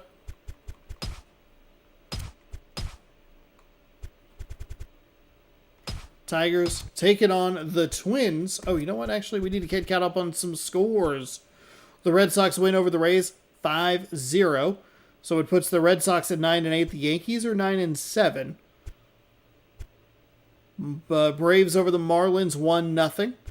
Nationals over the Mets. The Mets honeymoon period might be over. They were looking real good. They were like 6-2 at one point in their last 8 games or something like that, but I think they're 0-3 in their last 3. Pirates over the Reds, and that gets us caught up. Going to Minnesota for an AL Central matchup. Here's a look at your AL West standings. We're going to get that one a lot just because we technically control the Mariners.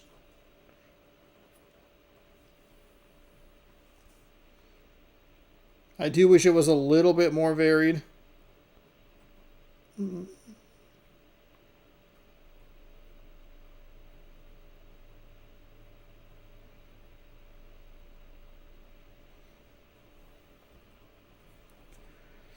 $31-16, Dallas over Vegas.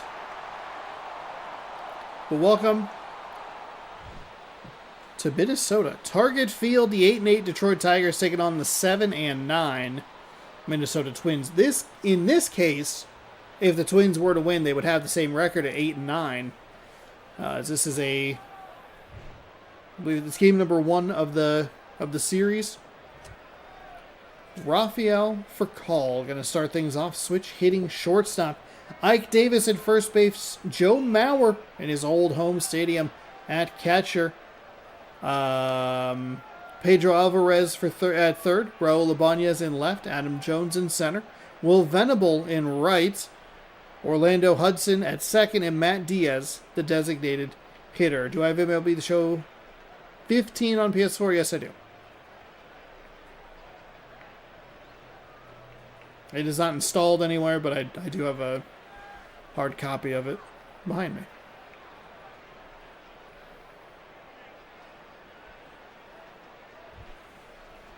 Brett Myers has a 4.0 ERA, 1-2 in 3 games, 9 innings, 9 hits, 4 walks, 2 strikeouts for his season stats.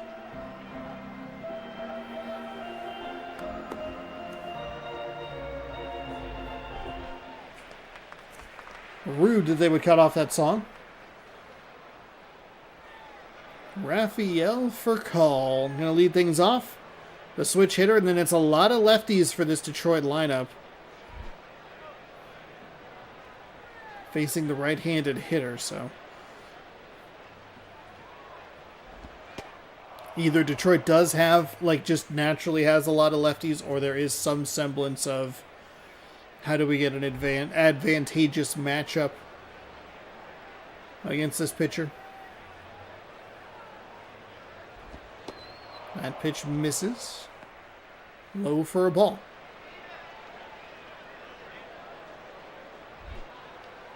2-0. Not a great start for this pitcher. That one stays outside. 3-0. So for Call, maybe just take the hands off the controller for a second.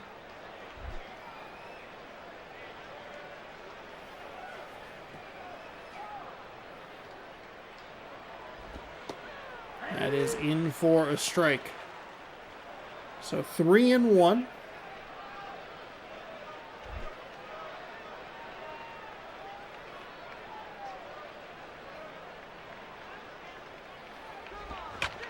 That is a nice piece of contact, but a good snag by the third baseman. Rockets a throw over to first, and that is out number 1. So fell behind 3-0. Couple of pitches that'll be qualified as strikes, and then that second one was a hit. Ike Davis, 1 home run, 3 RBI, and a stolen base.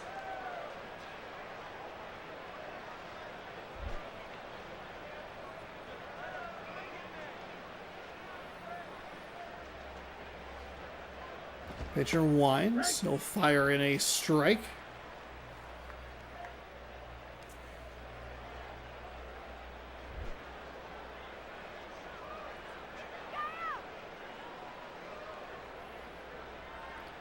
Righty winds. That is jammed on the inside. Batter just lost a little bit of patience there, maybe a lot of bit of patience. Joe Mauer, playing for the Tigers, batting in the stadium that he played in for so long.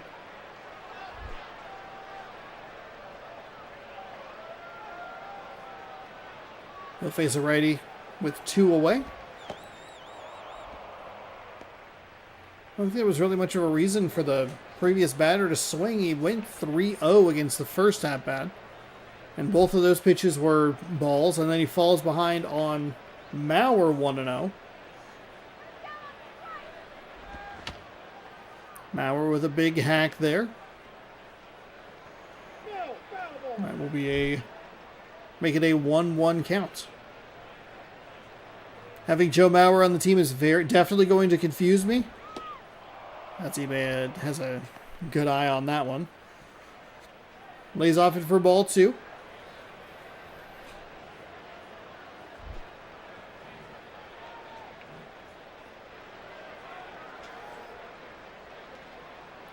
Here comes the pitch. That one stays outside.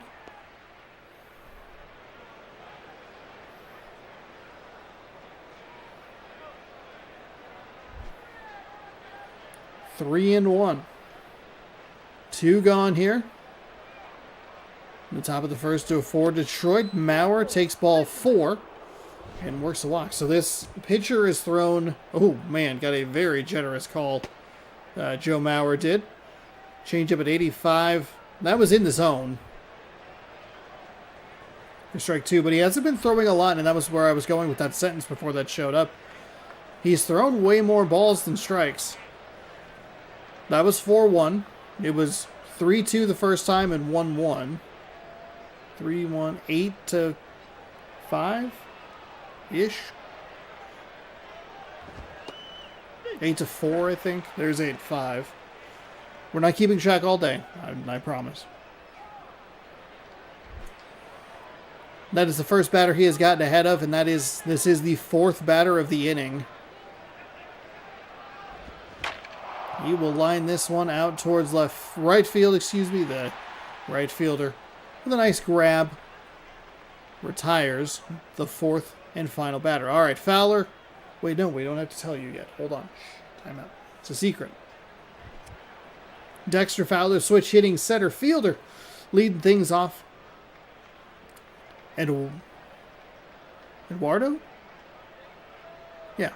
Nunez. For some reason, the lettering just threw me off. Nunez at shortstop. Kendry Morales at first. Marcus Thames? In left, Lance Berkman in right. Chase Utley at second. Yadier Molina back behind the dish. Melvin Mora at third. Bernardina is your designated hitter. So that gives us time to talk about Javier Vasquez, a 3.60 ERA with a 2-1 record in 3 games. A 10 innings pitched, 8.37 hits, walks, strikeouts.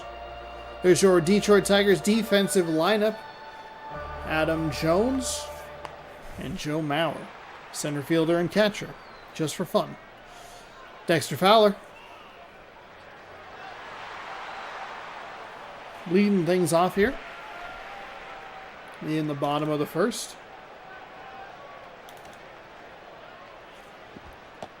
Pitcher winds and fires in a strike at the knees.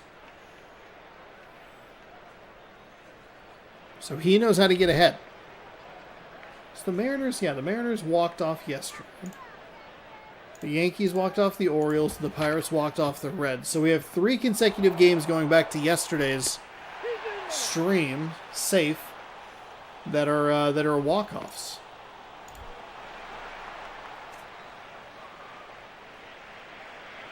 Yeah, Eduardo. Okay. I think maybe the U threw me off. I maybe forgot how long the name Ed was. Doesn't really matter. But a nice hustle up the first base line. That makes it 1. Oh, then he's going for the steal.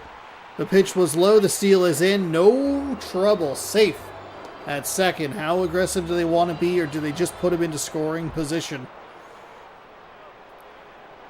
Because the pitch was low, the batter gets ahead 1-0. That'll be fouled back.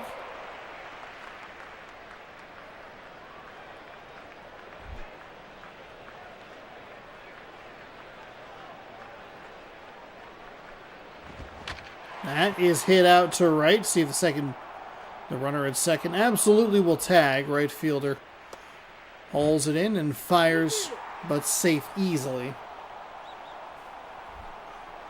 Just could not get it to curl away from the defender to try to drive the run in. But that'll bring Kendry Morales in.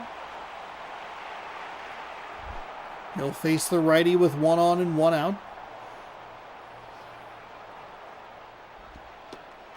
That pitch sails inside for a ball. 1-0.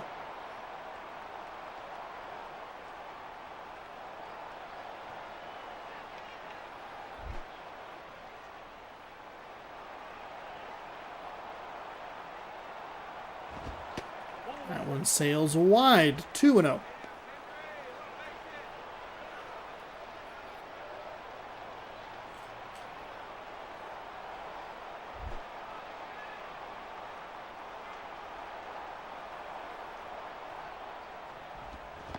Big swing on that pitch as it just dropped out of the zone. It's that curveball that just falls off the table and makes it 2-1.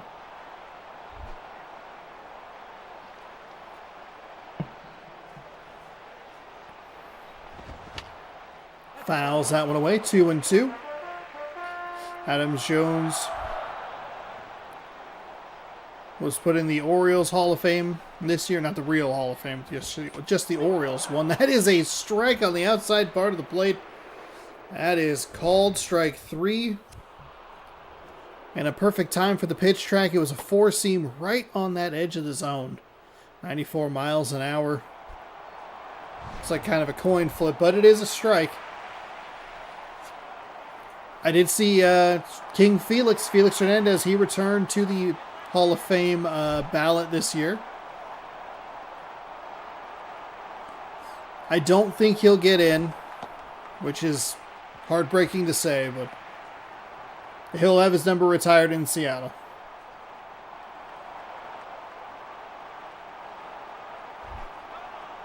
I know he has a bunch of years left of eligibility. It's not like... That'll be hit up the middle to center field. Center fielder really lackadaisical animation there. I guess it was kind of a foregone conclusion. It was going to be a single and it was going to score a run. Or it could just be this game's weird thing where it either has like just a soft jaunt or a hard run. There's nothing in between. Lance Berkman.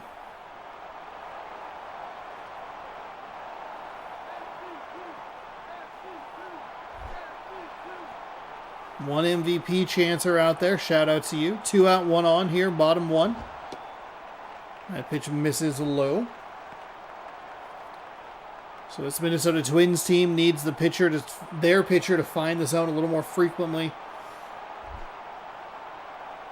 when it does become the top of the second inning. But we'll see if Minnesota can do any more damage here with 2 away.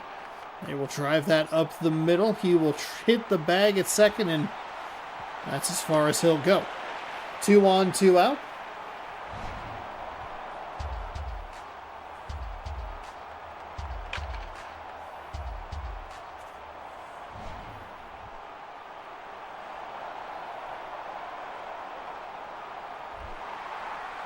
Chase Utley is going to step in.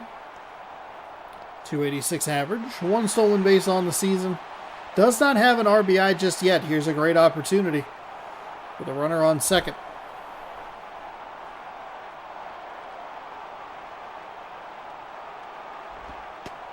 That pitch, usually when we see the catcher that far outside and the pitch drifts in, it's a strike. It is not usually so bad that it's a ball on the opposite side. 1-0. 2-0 as that one stays wide.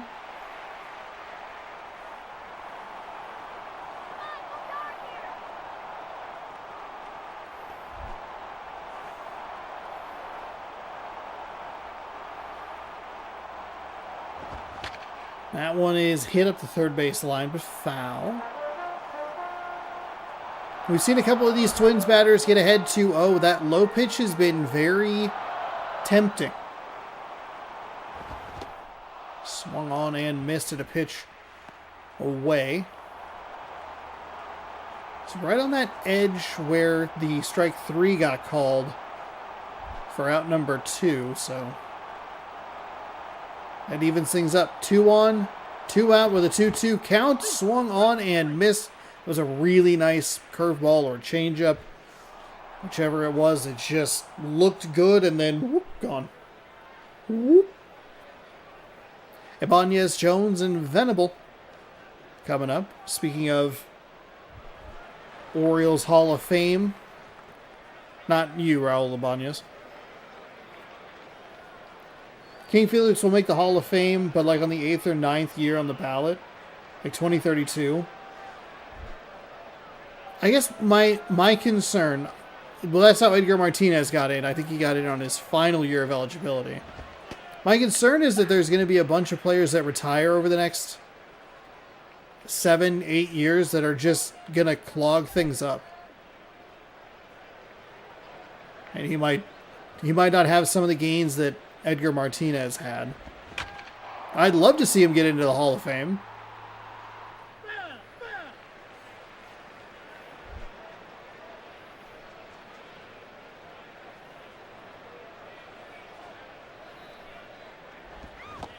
Big swing and a miss there. Ibanez set down on strikes, and that's one away. Much better pitching there for the Minnesota Twins starter, who really struggled in that first inning. That will bring in Adam Jones.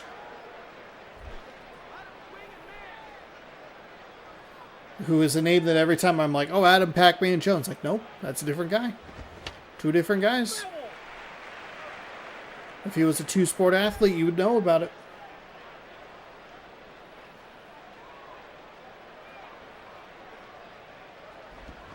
That one is hit. Third baseman didn't even take a look at that. It might have been one of those red jumps.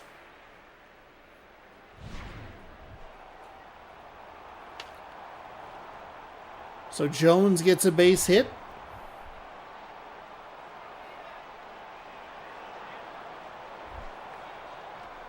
For Will Venable.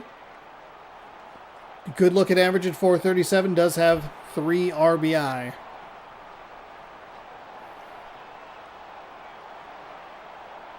The righty winds.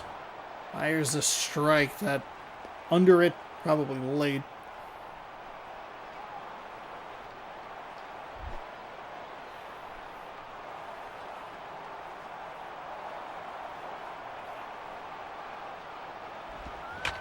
That one is hit deep to left. It is gone.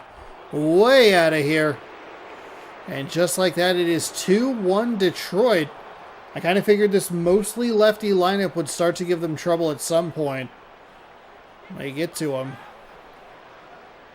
The 1-out, 2-run shot. Nice job by Jones to get on base.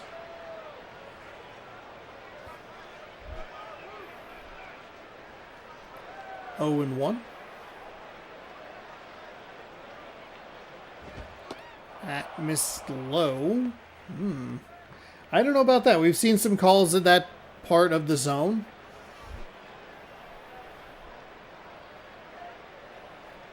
Seen some of them go for strikes. I don't know if I agree with that.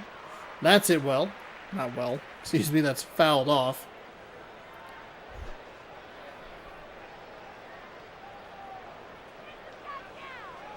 Here comes the 1-2.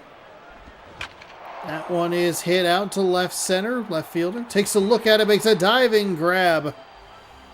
Bails his pitcher out for out number 2. Otherwise, yikes. I think that center fielder's probably in pretty good position, so I don't know that it'd be much more than a double, but the Twins just giving up that 2-run home run to flip the script. That's a huge help. So 2-1 here in the top of the second. That one is hit up the first base side, foul. 0-1.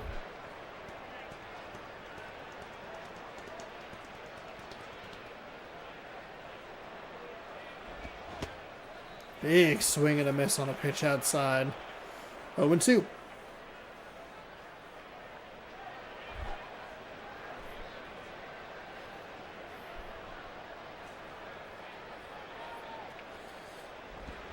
That is hit out toward right center. Right fielder chases, gives way for the center fielder, makes the grab. Detroit Pistons have 14 wins the entire year. In 14 games this year, they are 12-2. They're what now? They're who? They're 12-2? Yadier Molina. Well, they won tonight, 127 over a hapless Pacers team who was 1-13. 12-2, my gosh. Cade Cunningham is him. No, good. Good to see him step into that role. Wow. Pistons beat Pacers for first 10-game win streak since 2008. Well, good for you, Cade Cunningham. I'm happy for you.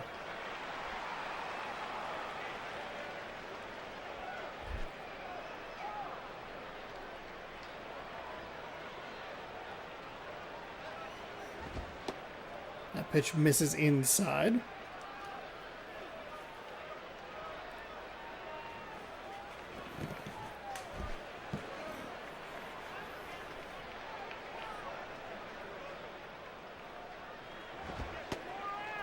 Pitch is outside. Wow, 12-2.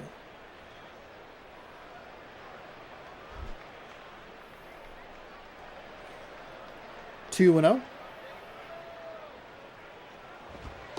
That one's high for a ball. 3-0. What are the Christmas Day games this year for the NBA?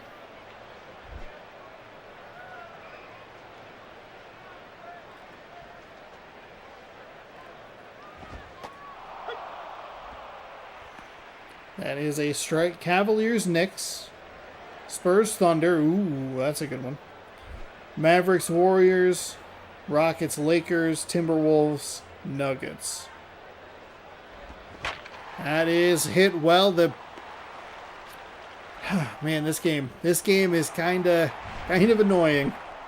There's no reason that the shortstop should have gone towards second, right? I mean, that's where the exit. I talk about it, but it's that where the exit velocity stuff comes in handy.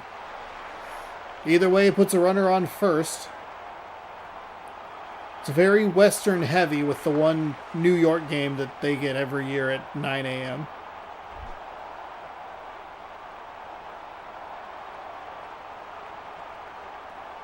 I'm a little surprised they don't have Dallas playing Los Angeles, the Lakers.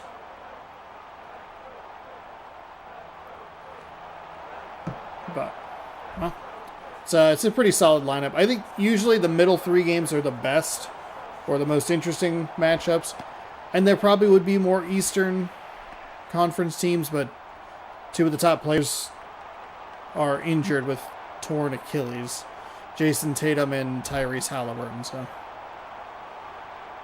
otherwise, you probably get a Boston game rather than a New York game. That is hit well out towards center. Center fielder has a beat on it. It's off the wall. Oh my goodness! They stopped at second. They are going to go around. They're going to send this runner all. Nope, they're not. Okay. Oh wow! What a funky play for the Twins that was. The runner had to slow down and couldn't go anywhere because of the... Wow. Because they weren't sure if it was going to be a catch, but then it hit the wall and couldn't get up to speed. They wanted to try and get the triple. Pacers last year won 47 games and made it to the Eastern Conference Finals. Opposite turnaround of the Pistons. Yeah, they are bad. It's like one of those years where you're like, oh, Tyrese Halliburton should probably get some like MVP votes just for how not good they are. But good for Detroit. Good for them. 1-1, 2 on, 1 out. Good opportunity to swing things back in the Twins' favor. Foul.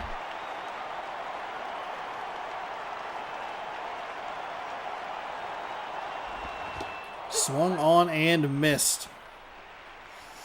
Missed opportunity there.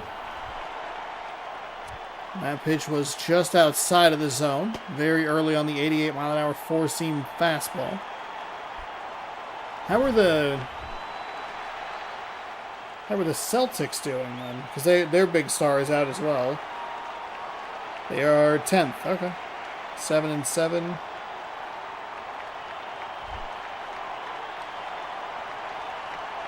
Somehow the Pacers aren't even the worst team in the Eastern Conference. Wild.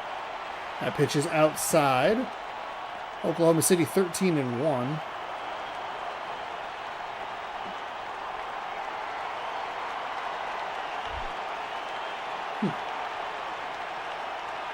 Chicago Bulls are in the mix. That's interesting. Righty fires high for a ball. A tremendous opportunity here for the Twins. Some funky base running. Wasn't really their fault. It's just the bad luck. A really good hit with a runner that's too slow to try to push the pace. That's fouled away. Good smart base running to send him back to second and send him back to third. Don't worry about being a stupid out at home plate. That pitch is outside. Good eye.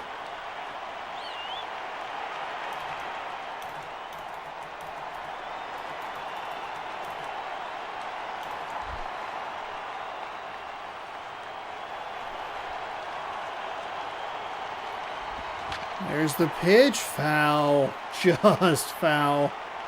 Oh my goodness. 2 on, 2 out. Full count. 2-1 ball game. Hit. Foul again up the third base line.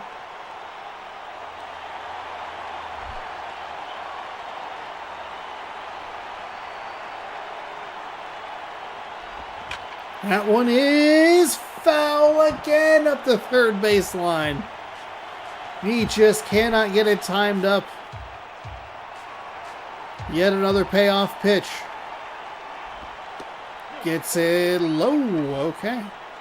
Got to remember the camera angles there. That is ball 4. Bases loaded for Kendry Morales. Morales.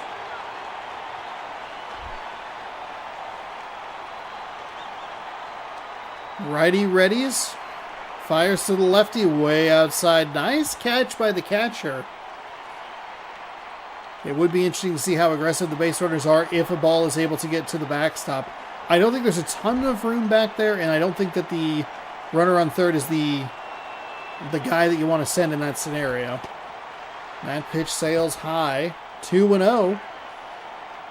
Now with a 2-0 pitch, we've seen this pitcher throw the curveball low. Makes it look pretty good, and then it falls off the table. And they have been aggressive at swinging at it. That one misses high. That also might have been the other way around.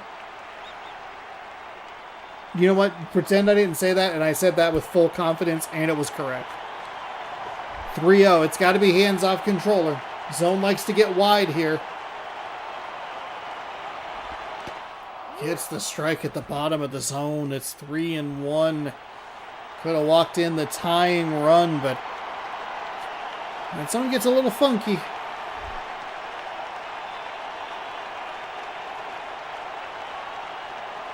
Righty readies and fires. That one misses. It's low for ball 4. That will walk in the tying run. And it is 2-2. Vasquez. Or Vasquez? Whoa.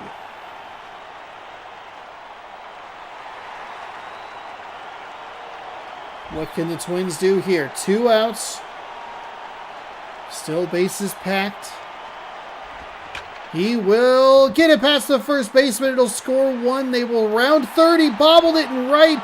They're going to send him to third. It's safe all around. It was bobbled out in right field. That allowed them an extra 90 feet. And it is 4-2. One too many Butterfingers in the dugout for the right fielder. That one misses inside low.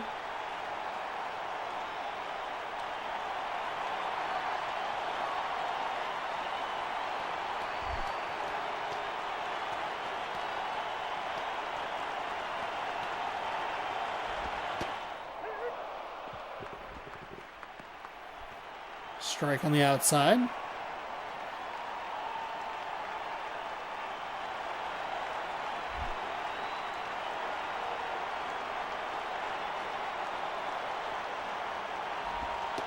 That is in for a strike. So missed that first pitch pretty bad.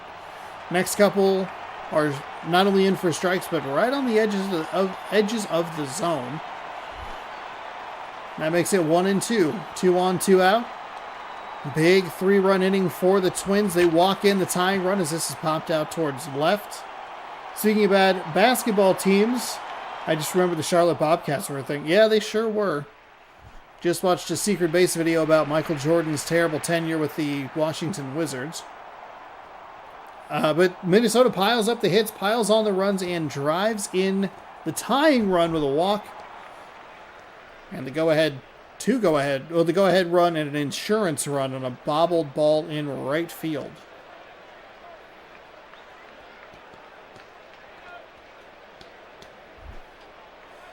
The Charlotte Hornets with Gonzaga legend Adam Morrison, a.k.a. two-time NBA champion Adam Morrison, because he was around for a couple of Kobe rings.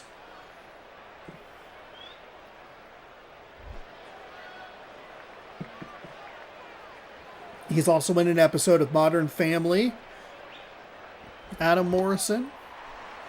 Not intentionally, it's just where they had the camera pointed. You can see him in his weirdo porn stash. 1-1. Righty on his third inning of work as that's fouled away.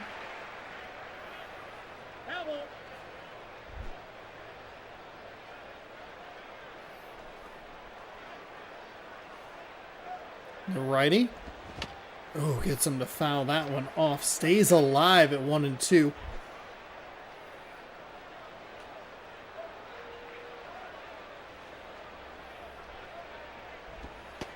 That one misses inside. Good eye.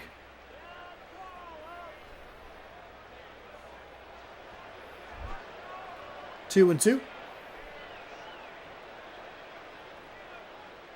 4-2 Minnesota here in the top of the third. That one foul up the third baseline.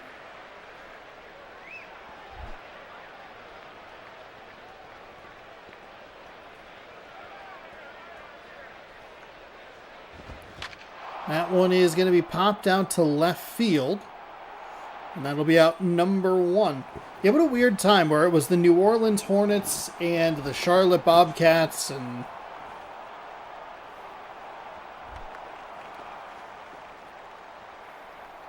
Ike Davis 0 for 1 today.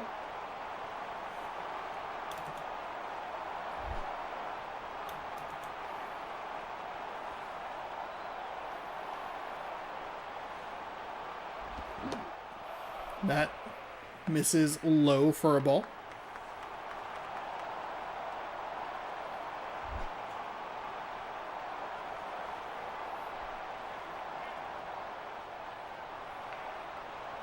We have seen some pitchers here in these last couple of games that have really struggled with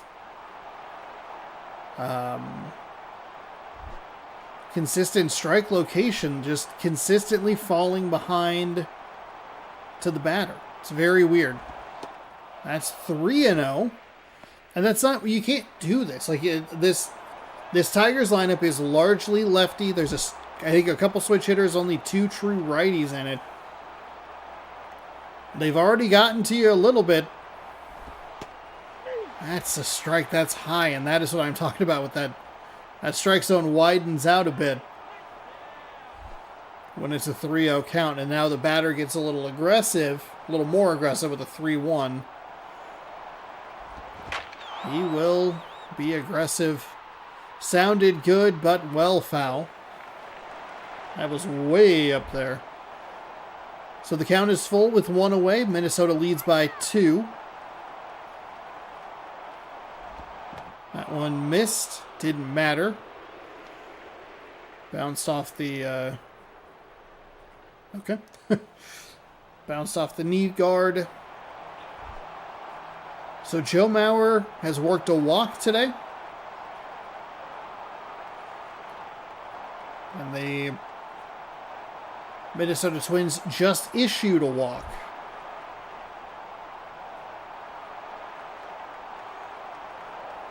They're going to check on the runner at first. Bad throw over.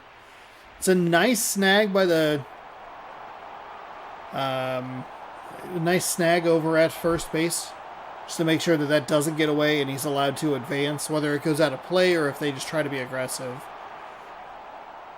Fires to Mauer. It's 1-0. Just lost a batter on balls.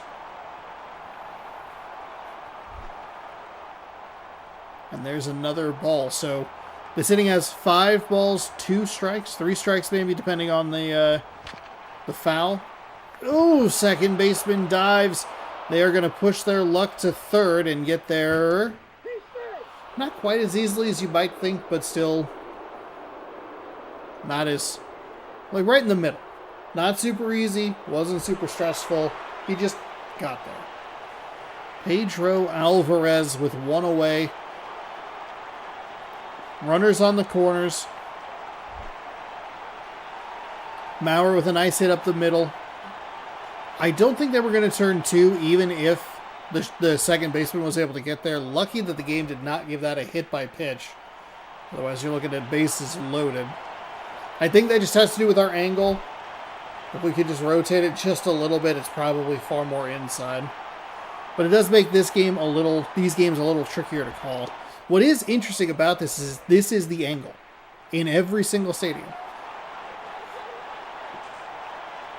Nowadays it varies, but 2-0.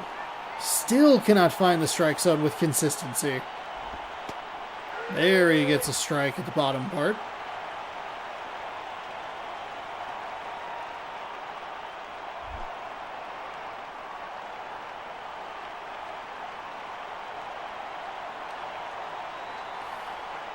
Winds and fires that one inside. It's 3-1.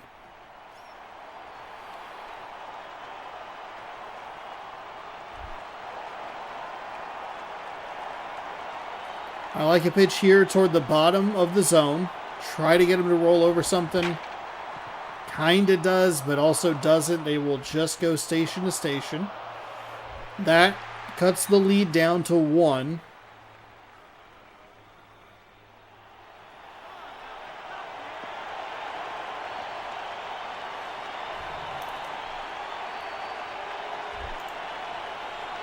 What was that? What's Ibanez? He's 0 for 1 with a strikeout today. Oops. That is in for a ball, I'm sure. Yep. 1-0.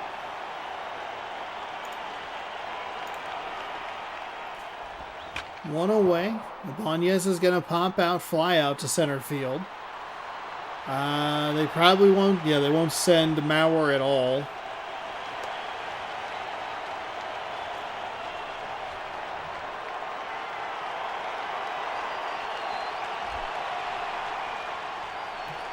All right, here's Adam Jones, Oriole Hall of Famer, with 2 on and 2 out. Last chance here for the Tigers. That is going to be to the shortstop, over to first base, and that will be an out. So the Tigers made it interesting there at the end.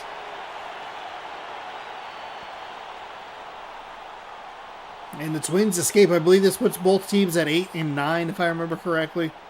Oh, I can't pull up the thumbnail on my end. But a ground out ends things today. Exciting games. It does indeed put both teams at 8 and 9.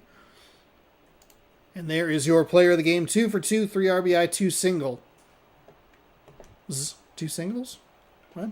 Did I say that right? Venable with a home run, his first of the season for Detroit. Brett Myers gets the win, 2-2. Vasquez. Javier Vasquez. Vaz?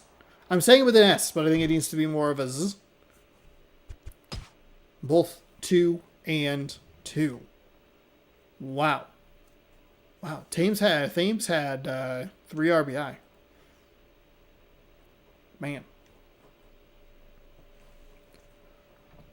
All right, we have one more game for you. We're heading out to Oakland. It is the Angels and the Athletics. I'm hoping that we're kind of getting out of some of these consistent, like, constant division games. And we start to get some more, like, funky and bizarre matchups. White Sox, they pick up their 8th win, 4-3 over the Guardians. We will head down to the Athletics and the Angels.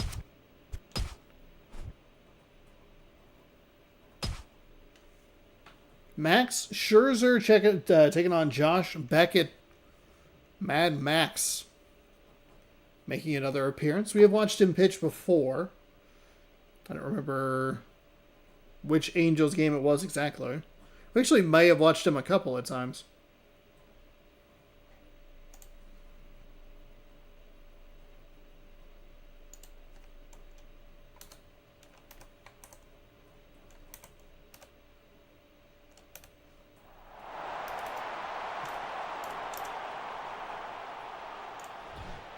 So 8-8 Los Angeles take it on 6-10 Oakland in an AL West matchup. The Oakland Alameda County Coliseum, capacity of 35,067. Thanks everybody for hanging out. Hopefully you're enjoying it. If you are, hit that like button. Cameron Maybin out in center field. He'll lead things off for the Angels. Third baseman is Casey McGee. Actually, I always want to say McGee, but it is just McGee. First baseman Adrian Gonzalez, designated homer, is Jim Thome. Left fielder Ryan Ludwig, catcher John Buck. Right fielder Ben Zobrist, shortstop Felipe Lopez. Second baseman is Ryan Roberts.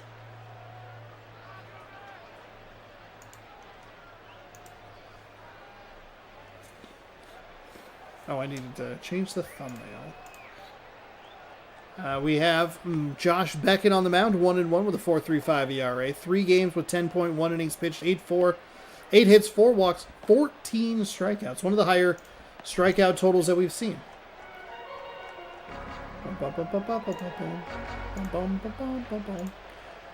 I was singing along to that. Excuse you, jerk face. Cameron Maybin. Not an average you want from your leadoff hitter. Of course, no guarantee that he's there every single day. Beckett ready. He winds and fires. That is in for a strike at the bottom. At the knees, I should say. And we are underway here. 4th and final game of the day. Be back tomorrow with 4 more games of action. Got a bunch of matchups that we did not take a peek at today. That is hit. Second baseman. Nice snag. Fires over to first, and there's out number 1.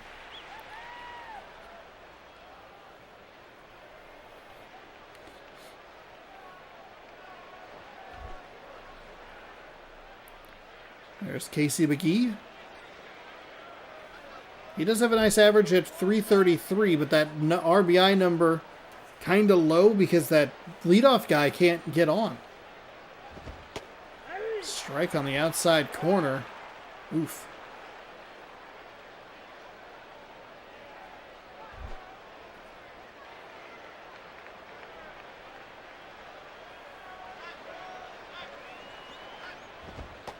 That, whoa. Feels like we have a bit of a wide zone today.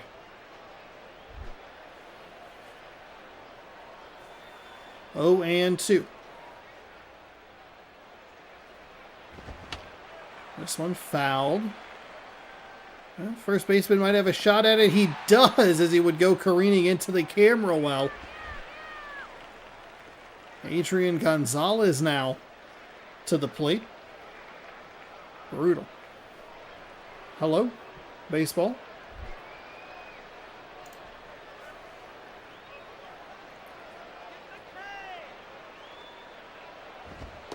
That pitch is inside.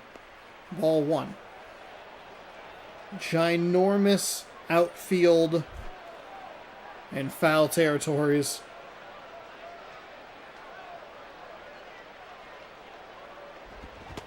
Swung on and missed.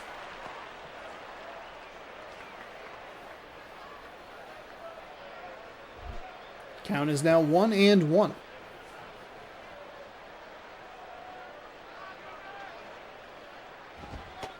That one misses outside.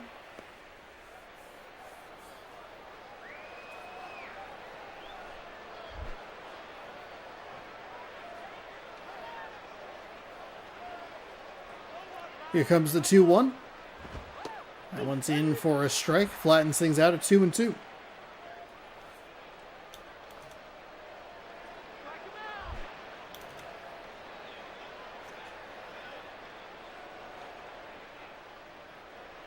Righty readies and fires. That one sails high.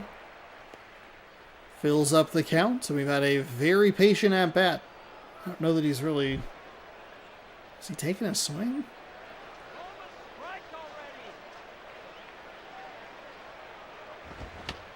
He swung at that one to stay alive. Another payoff pitch incoming with 2 away. No score in our Christmas color game. Swung on and missed. Excuse me. Who's pitching? It was... Well, it'll be Max Free. No, Max... where is it? It is... So here's your starting lineup. It's Jacoby Ellsbury. That is not where I had that. Okay. Jacoby Ellsbury in center field. Vlad Guerrero in right. Kevin Youkilis at third. First baseman Adam Lind. Hideki Matsui in left. Ooh, Kahu?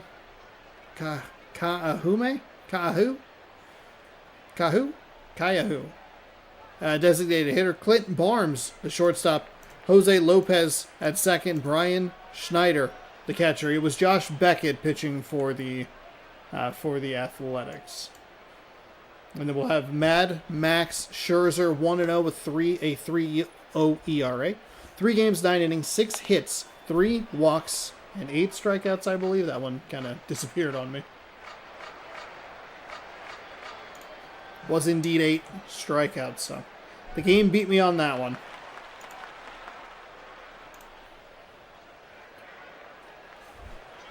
Jacoby Ellsbury. Would be cool if they showed the guy making the catch from the camera. Yeah, that'd be awesome.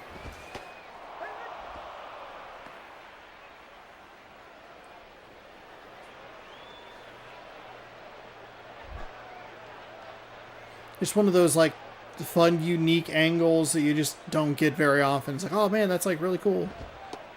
That pitch misses for a ball. Yeah, Max Scherzer in for the Angels today.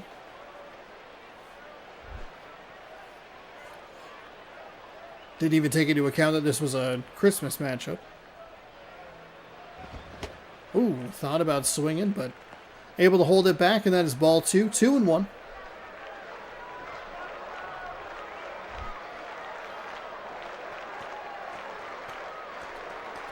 Ending the night out west with an AL West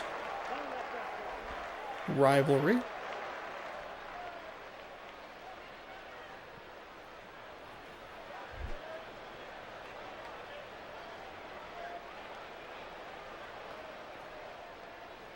Here comes the 3-1, and nice shot by Ellsbury. We see a lot of aggression on those 3-1 counts from the computer, and took that low for ball 4, and just like that, the Athletics have 1 on.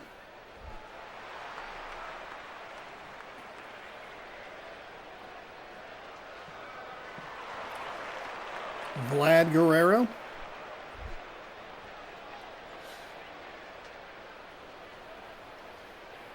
Ready and waiting. They're going to check on the runner at first.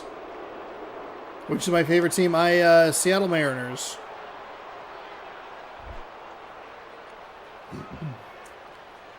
Though without K. Griffey Jr., and if you told me there was a team that was green and yellow, if you told me when I was like 5, Sean, there is a team that is green and yellow. It's a baseball team. They're green and yellow. And you love elephants. Those are going to put on the steal. He is out. Waste of a walk there. He was out by a good step. That slide really slows him down. Sean, you're 5. You love elephants. There's a green and yellow team with an elephant mascot. They're the Oakland Athletics. I'd be like, oh man, that's my favorite team. But King Griffey Jr. existed, and he's effing cool, so. Seattle Mariners. They're also the local team. Or regionally local. I guess they're the only team in the Pacific Northwest. Until the Portland team comes in.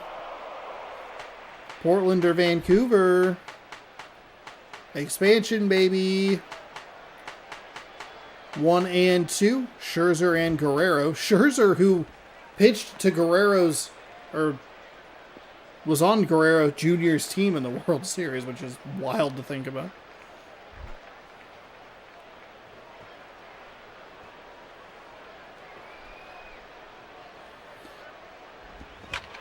Guerrero right to the third baseman. More than likely that would have been a double play, so it's an out on the steal attempt and then a ground out for out number 2. Otherwise it's into a double play, so kind of a like no harm, no foul on the bad steal attempt. Kevin Youkilis steps up with 2 gone. That one sails high for a ball. Pitchers just do not want to throw in the zone. Today has been, well, it's been Ball Fest. I don't love that name, but does that mean Griffey was my favorite player? Oh, absolutely.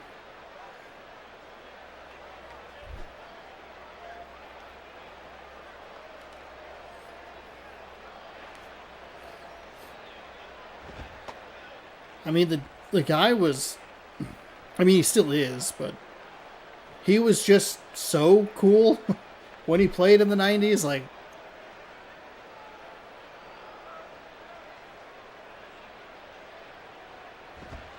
that pitch misses low.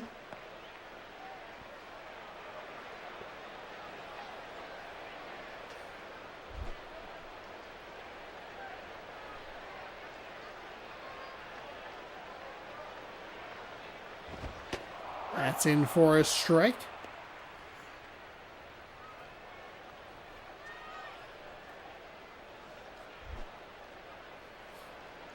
Full count to Youkilis from Scherzer.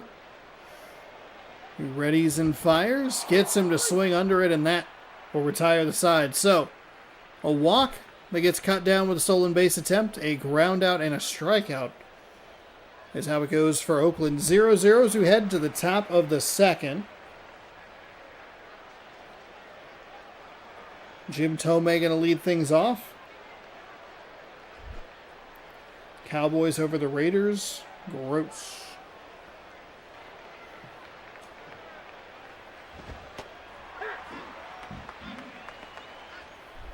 So Thome takes a strike, I think. Might be the most common favorite player for those who experienced his era. I would agree. But then, like, as a person, you know, you go, oh man, I really like, I like Griffey, so I like Seattle. And then he leaves, and you get Ichiro. And it's like, oh, this is rad.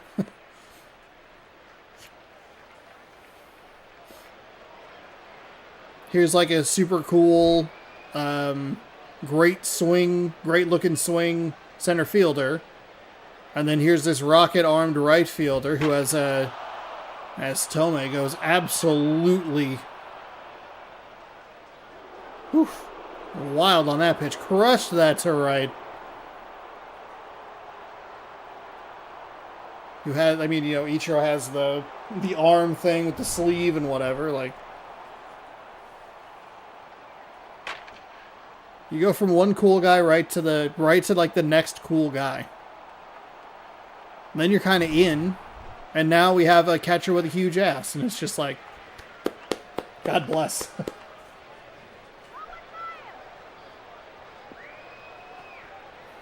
Yeah, John Boyce, yeah. Mariners are protagonists.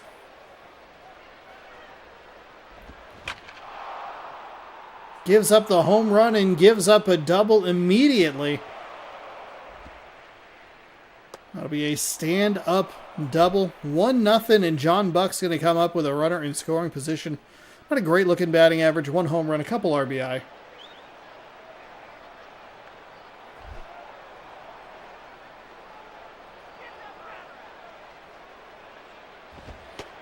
There's a strike. But even then, like, Ichiro leaves and does his thing in Miami and New York and whatever. But then, like, you're kind of in enough to where you're like, oh, I like Felix Hernandez a lot. That is going to drop. Runner had to hold between second and third and ended up having to slide into third to make sure he was safe. All of a sudden, the Angels seeing everything like a baseball. Felix Hernandez. Then you're like, well, I like Kyle Seager. And then you get Julio, and then you get Cal. Like, there's a really good stretch of Mariners players in there where you're like, oh, I like this guy. You have Mike, I like Mike Cameron. And you're like, my brother liked Edgar Martinez. I like Edgar Martinez. My aunt loved Dan Wilson. Probably still does love Dan Wilson. And handsome devil.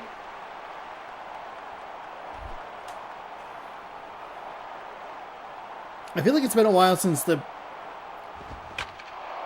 Ooh, this one is going to go out towards left. In foul territory. He will make the catch. They will tag. Send the runners to second and home. Slides in at home. Safe. Backwards hat. Perfect swing. Perfect smile. Perfect glove. A lot of new fans in the game when he arrived. Truly enjoyed watching his career. And he went all out. I mean, the catch in Detroit, the catch that he made at the Kingdom where he broke his wrist, I want to say. Wrist or ankle. I can never remember which one it is. Mainly because I wince every time. I go, oh, God. I mean, we had his game. But I have a different copy of it. But we had this game when I was a kid because of him. What was it? Major League Baseball featuring Ken Griffey Jr.? Yeah.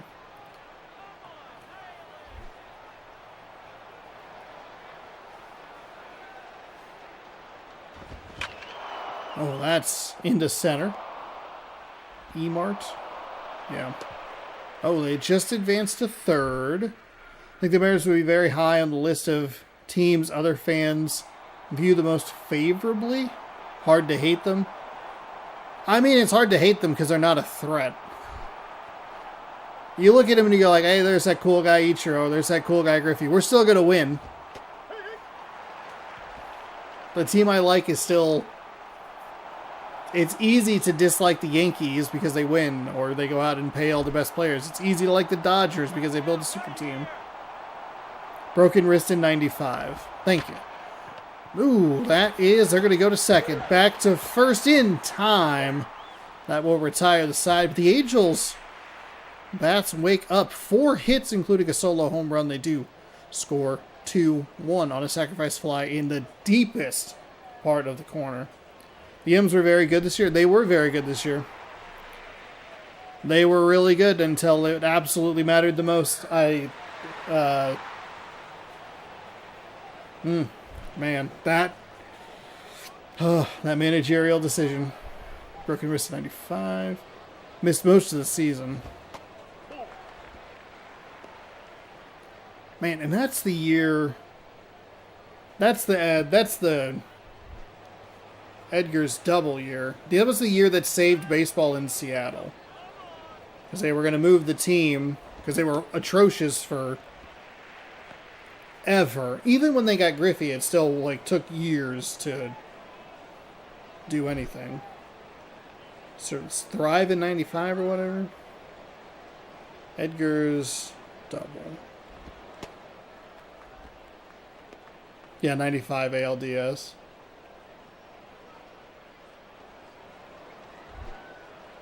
Oh, yeah. I was kind of thinking, when was the last time that the team that you watch didn't have there wasn't a player that you were like, that's my favorite player? Because from Griffey's arrival, which was basically when I was born in 89, to now, there's always a player that I would point at and go, I like him, I like him. There's not a lineup or a team construction that I look at and I go, I don't really like anybody on this team.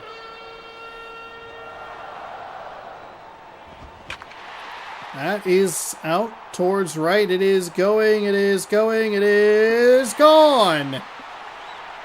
That ball stayed up there. Matsui, excuse me. Hideki Matsui with a 2-run bomb. And that ties the game at 2. My team right now doesn't have any exciting players. Who is the team that you like? And I don't mean exciting. I mean like just like a guy that you go, that's the dude. That's my dude right there. If he hadn't gotten hurt. Yeah. I mean, I didn't follow his career much after he left to go to Cincinnati, but then you hear he got injured and you're just like, God dang it. Washington Nationals? I mean, James Wood? I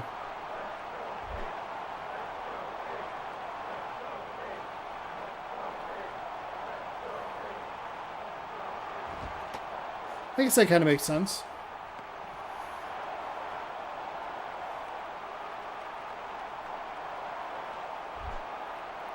Let's see, Washington Nationals.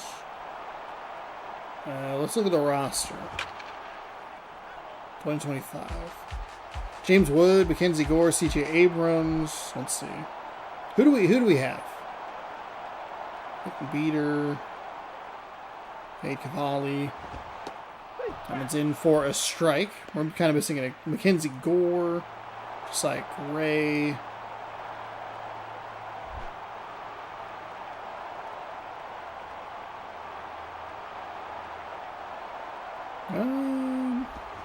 That's hit foul. Huh.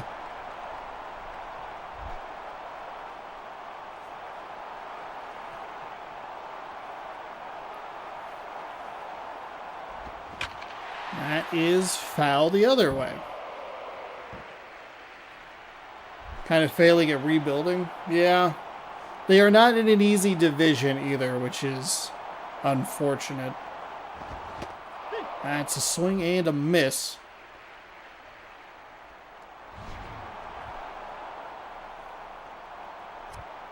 Nice pitch. Early on the swing timing, 92 mile an hour, two-seam fastball. Strasburg deal hurt the Nationals a lot. He deserved the contract, but dang, those injuries destroyed his arm, basically. I feel like Strasburg just kind of... He was such a hyped prospect, and then just kind of gone. That pitch is outside for a ball. So the Angels strike for two here in the top of the second. Angels strike for two in the top of the second. Oakland strikes right back for two in the bottom of the second. One away with a 1-0 count.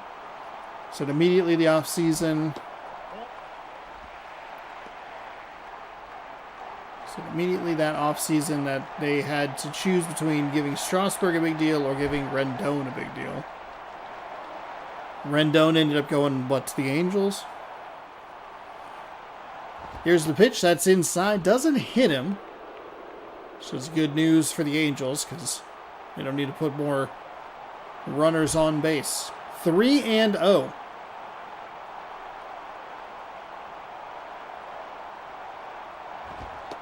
That's in for a strike at the knees. 3-1.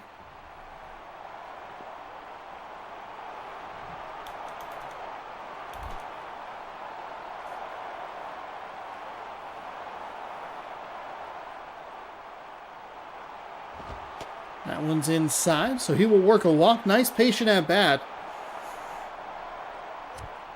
Max Scherzer has already issued 3 walks, struck out 2. Only 1 hit given up, 2 runs, 2 earned. A couple of strikeouts. I did not mention that. So what can Jose Lopez do? 2 home runs, 6 RBI, 1 on, 1 out. Bottom 2. That will be hit right to the second baseman. He flips to the shortstop, covering over to first. And that is a double play. Maben, McGee, and Gonzalez. The deal had been a disaster, but I'm thankful for Strasburg as he was one of the players most responsible for the World Series win. I guess that's a good way to look at it. Like Cameron Maben stepping in, 0 for today. Griffey got injured on May 26th and missed the better part of 3 months. Jeez.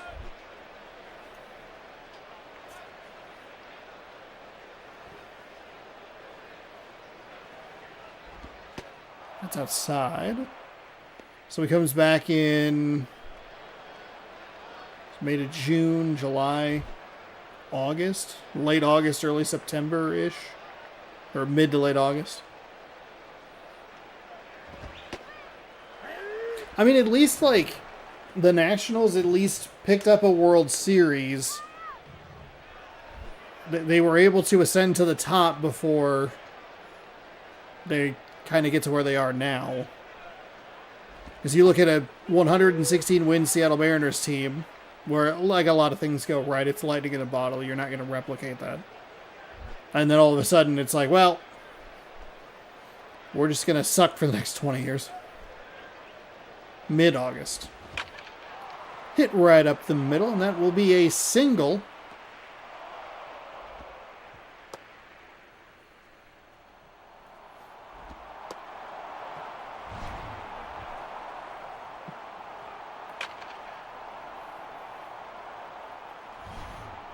It was worth it as a fan. That was the weird World Series where every game was won by the road team. All right, so Casey McGee stepping in. Nobody out. One on. Top of the third. They'll check on the runner at first. Safe. Still nobody's been thrown out at first with the pickoff move. 2 ejections. Which is exciting. I want more ejections. Give us more ejections. That pitch is outside.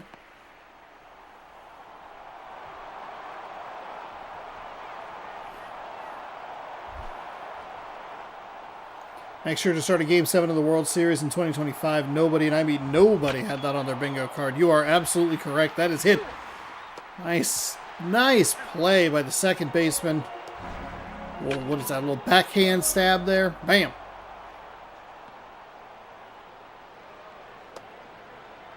And just like that, they erase the walk, or the hit, excuse me. Adrian Gonzalez 0-for-1 with a strikeout.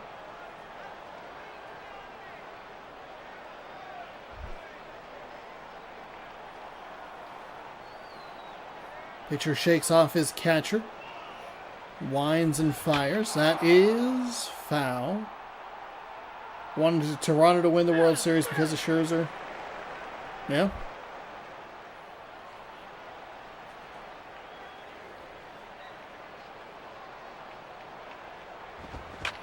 That's foul.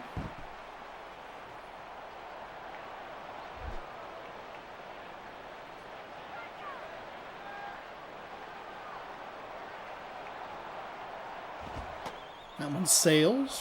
1 and 2, I believe. 2 gone. We have an opportunity at the moment, if this game stays tied, we have an opportunity for our third walk-off of the night.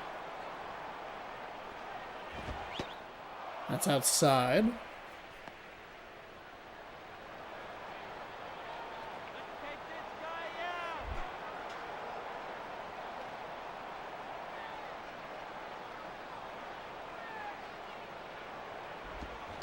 That is looped into left, and it'll get down for a single. 1-for-1. We got a solo home run. Can he do it again? Same pitcher that he's already faced. That's a runner on base this time. Went for the big swing. He knew he had seen it well.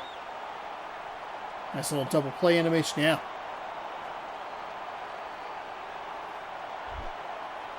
I don't think this game likes those kinds of like backhanded animations. Save that for the PlayStation 3 version. In the PlayStation 2 version, just pretend that the backhand hadn't been invented yet. I mean, with how many times balls go by, dudes just standing there. Like, we're lucky they're not T-posed.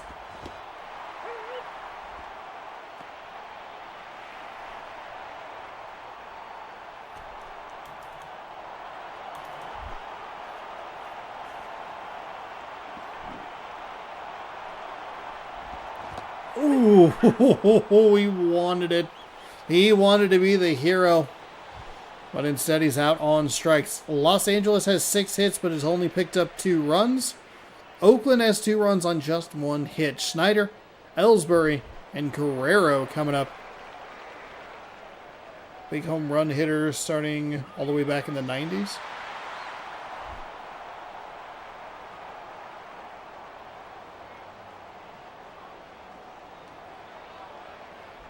Yeah, it's a very interesting mix of players.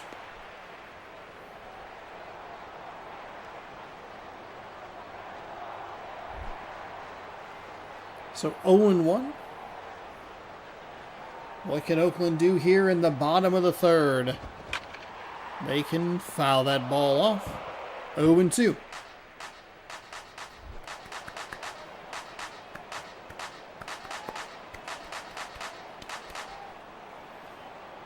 Scherzer winds, gets the swing and the miss. In for that outside corner and just let it a little bit further. Nice location. Gets the swing and miss. That'll bring in Ellsbury. Ellsbury had the walk. That's in for a strike. Kind of a pitch so bad it was good. As it crept back over the plate. 0-1.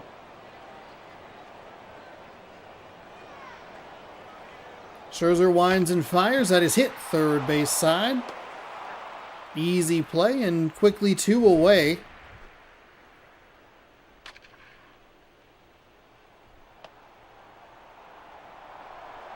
Yeah, that's weird to think about. Speaking of Vlad Guerrero, here he is.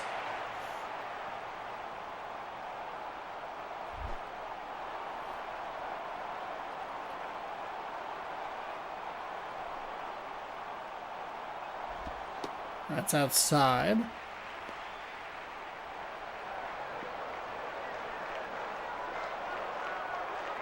Only pitcher to allow 2 home runs to both Guerrero Sr. and Guerrero Jr. Huh.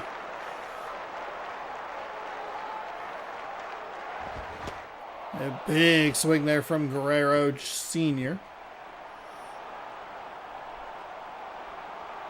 Yeah, it is mind-boggling. The career overlaps, and then just like Scherzer started Game 7 at like 41 years old. Like, what?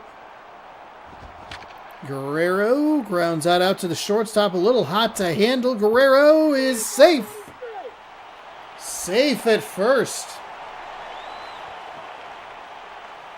So a little bit of a bobble that happens pretty frequently in this game for the shortstop. And you go back to the game, the Minnesota game. The bobble in right field ended up being the difference because they scored 2 instead of just 1. And Detroit was able to respond with 1, but not 2. Youkilis, big hack there, looking to be a hero. 0-1. Come on!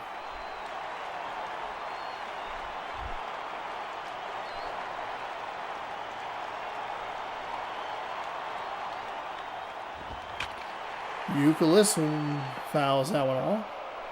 It's my favorite career overlap. Nolan Ryan pitched his last no-hitter. His catcher was Pudge Rodriguez. Pudge was also the catcher for Strasburg's debut. Youkilis takes that inside for a ball.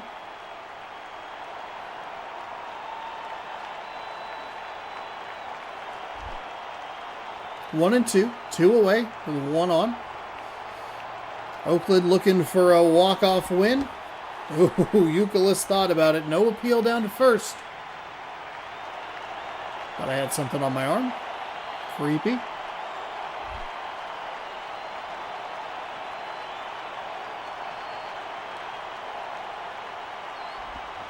Oh, and a big swing and a miss. Means the Youkilis is set down on strikes. That will retire the side. And we are heading to extras. 2-2 going top 4. Ludwig, Buck, and Zobrist.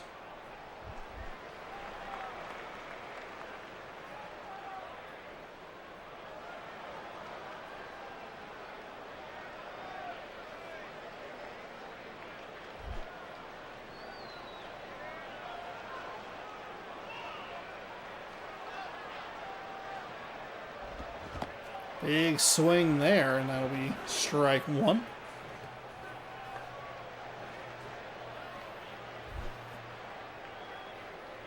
Looks like a lot of hero swings. That is foul. Pudge Rodriguez was the best catcher ever.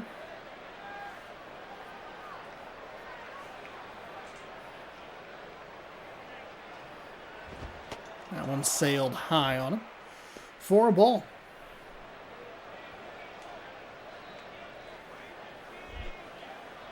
Did you say bring the cheese? Gromit, we've forgotten the cheese.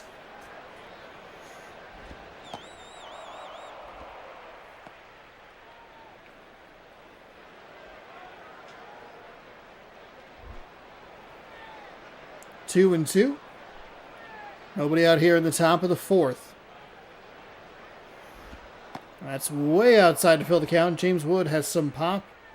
He real-tailed off a bit partway through the season. Probably the most exciting they have, although he almost broke the strikeouts record. Payoff pitch incoming. Gets this one down into left. It's a tumbling. It's going to be that brutal tumbling animation. Should make this an easy triple. Center fielder does a nice job to cover to the best of his ability. It's a slide into third, and he is safe. John Buck is 1 for 1 with a single, and that is... I mean, it's a bold play by the left fielder. If you're going to go for it, you need to make sure you can get there. See if that extra 90 feet make a difference.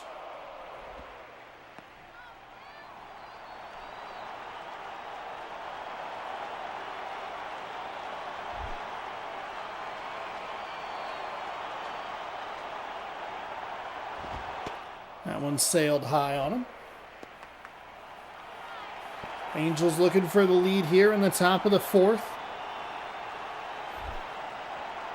2-0. And he will punch this out to center. I don't know that it's deep enough. They're going to send him anyway.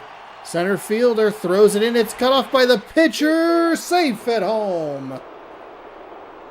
So it'll be a 3-2 lead for the Angels, who take advantage of that extra 90 feet.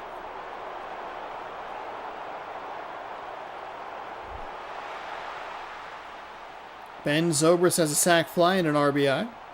He'll come up with 1 out and the base is empty.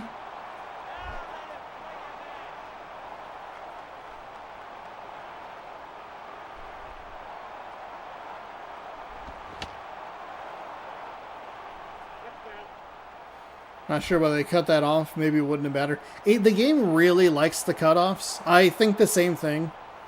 Because it just doesn't have, like...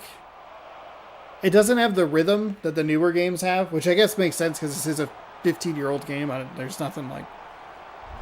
But at the same time, because you can preload the throw in the recent games, it makes it a much smoother process. Whereas this game really goes, okay, it's throwing to second base, and he has it, and now he throws to first instead of, like, he's throwing to second base and now home. It is very weird. I don't think he needed to, though. If you have a center fielder who can't get the ball to home plate from there, because it wasn't that deep. 3-1. Pitcher has to dial it in here. Instead, he throws ball 4, so that puts a runner on first for the Angels, and they will go to the bullpen. Bring in the lefty, Will Omen. Omen? Will Omen's 1-0 in 6 games, a 3.38 ERA with 5.1 innings pitched, 1 walk, 4 strikeouts. Felipe Lopez is going to step in.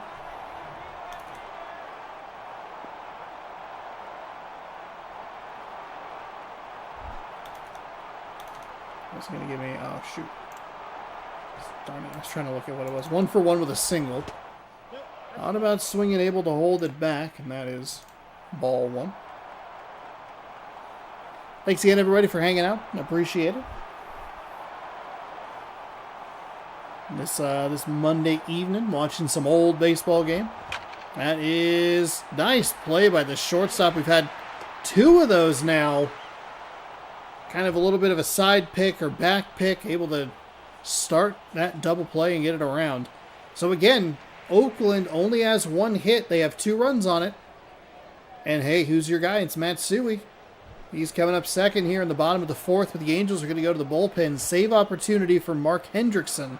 6 games with a 1-1 record. 9.2 innings pitched. 2.79 ERA. 1 walk. 7 strikeouts. Last question is your favorite baseball game you've ever watched? Off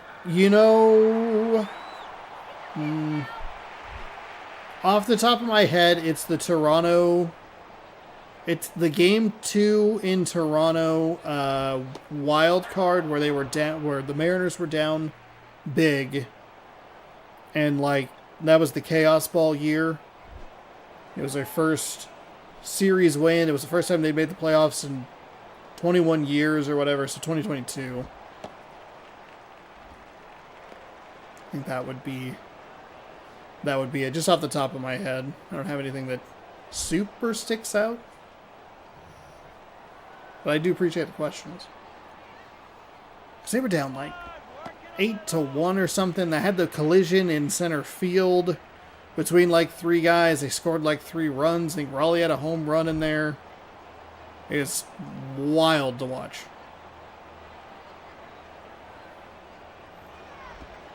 That is low.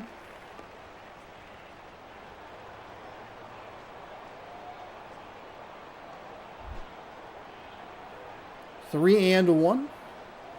Not a great start here for this closer for the Angels. He gets a strike on that one. I'll tell you, I did not enjoy watching the following 3 games where they played Houston. That was awful. Full count. Here's the payoff pitch, lefty to lefty. That is lined up the third base side, foul.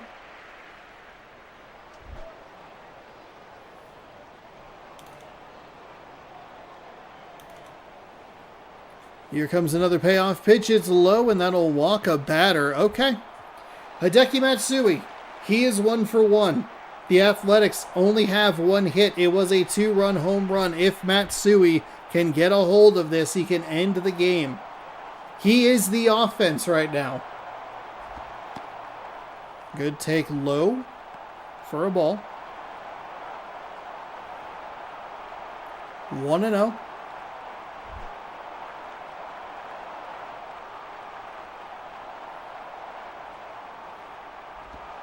That pitch in the dirt. Well, like blocked nicely to keep it in front of him. First base. The runner on first slides back.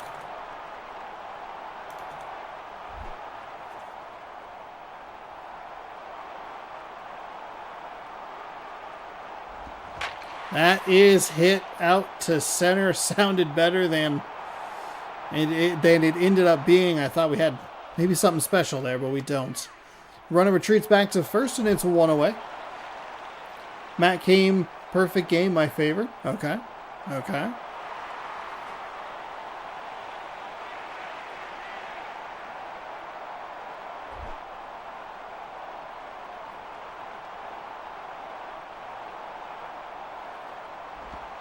That pitch is in for a strike.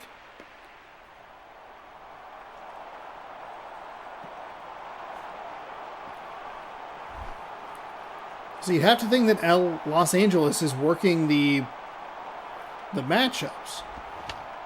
Fouled away. So Oakland has a little lefty lane here.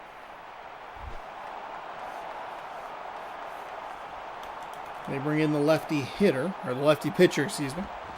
That is foul. Good break for the Athletics. 0-2 with 1 gone, 1 on, down 1 in the bottom of the 4th. That is foul. Just foul. Have a good night, everybody. Thank you so much for watching. Nats Game 5 elimination win versus the Dodgers in 2019. Beautiful baseball game. Probably always going to be my favorite. Well, thank you for answering your own question because I appreciate that. Thanks again for watching. Have a good night, everybody. Or have a good night to you, Doof. Appreciate you hanging out. All right, last chance for the Athletics. They have a runner on. They are with 2 away. The lefty facing a righty. That gets away, but again, blocked well to keep it in front of him.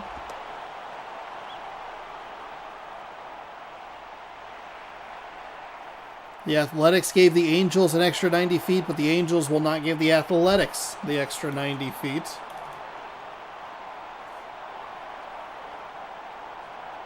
Here's the wind of the pitch. It's low for a ball.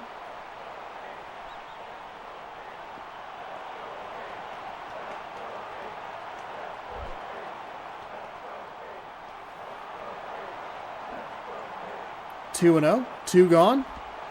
That's in for a strike right at the knees. Strike 1.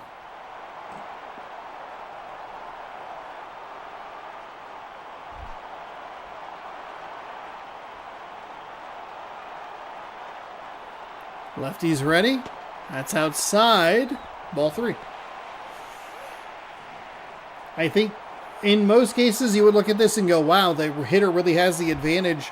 With the way this game plays, it seems like the pitcher might kind of have the advantage with just how aggressive the batters can be. In the 3-1 count. He gets the strike on the outside part of the plate.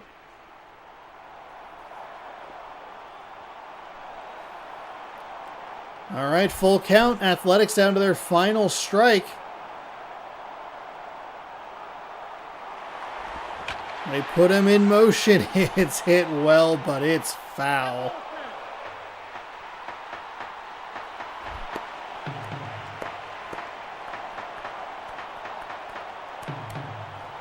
One more payoff pitch. It is going to go to the second baseman. Stands and fires to first. It's out number 3. And the Angels pick up a 3-2 win. The Athletics just couldn't do anything offensively. They were able to work some walks here and there. And Matsui was the only guy with a hit. So the Angels 3, the Athletics 2. In 4. Ryan Ludwig had a triple and a double, 2 for 2 on the day. Scherzer improves to 2-0. Josh Beckett falls to 1-2, and Mark Hendrickson picks up his first save. Matsui's first home run of the season was a big one at the bottom of the second, and Tomei was his second of the year. It's a solo shot, if I remember correctly. 7 hits, 1 error charged to the Angels. I mean, just a wild number to look at. 2 runs, 1 hit. And that will do it. Let's get you caught up on some scores. And then I gotta get out of here and go to bed. Alright. So, we are done. We will sim to the dates. View today's games. We left off. Twins, Tigers. So, the Blue Jays win 3-0 over the Rangers. Cubs beat the Cardinals 1-0. Which is a little bit of payback from yesterday's game, I believe, because the Cardinals, I think, won that one. Phillies over the Astros 1-0. They are rolling at 14-3. Brewers over the Diamondbacks 2-0. Padres, they take out the Rockies 6-3. We watched the Angels beat the Athletics in extras. Giants 3, Dodgers 0, as the Giants look to climb their way back to 500, 7-10 on the season. And the Royals 6-0 over the Mariners. Both of those teams 11-6. So there you have it. It was 4:20 in game, but it is November 17th here in the real world. And thank you again so much for hanging out. I will save here. That way I have video evidence. I'm like, okay, I saw it save on my own stream. And then that'll do it. That was the wrong screen again. All right, here we go. 3 inning. There we go. Bam. Warning. Do not remove the memory card, 8 megabyte for PlayStation 2. It's actually like a 256 megabyte, but no big deal. Memory card slot 1. Hey, 100 views on the video. Thank you everybody so much for watching. I really do appreciate it. Yay! Triple digits, it feels good. We'll be back tomorrow. 4 more games of action. The wheel will pick for us. And then I'll be back tomorrow, 6 p.m. Pacific time. Thanks for watching. If you liked the video, give it a thumbs up. If you want more, subscribe. Ring the bell. You'll be notified when I post new videos. Thank you again so much for hanging out, and we will catch you in the next one. Good sports, go baseball. Have a great rest of your night, and we'll see you tomorrow for more MLB 11 The Show. Good night, everybody.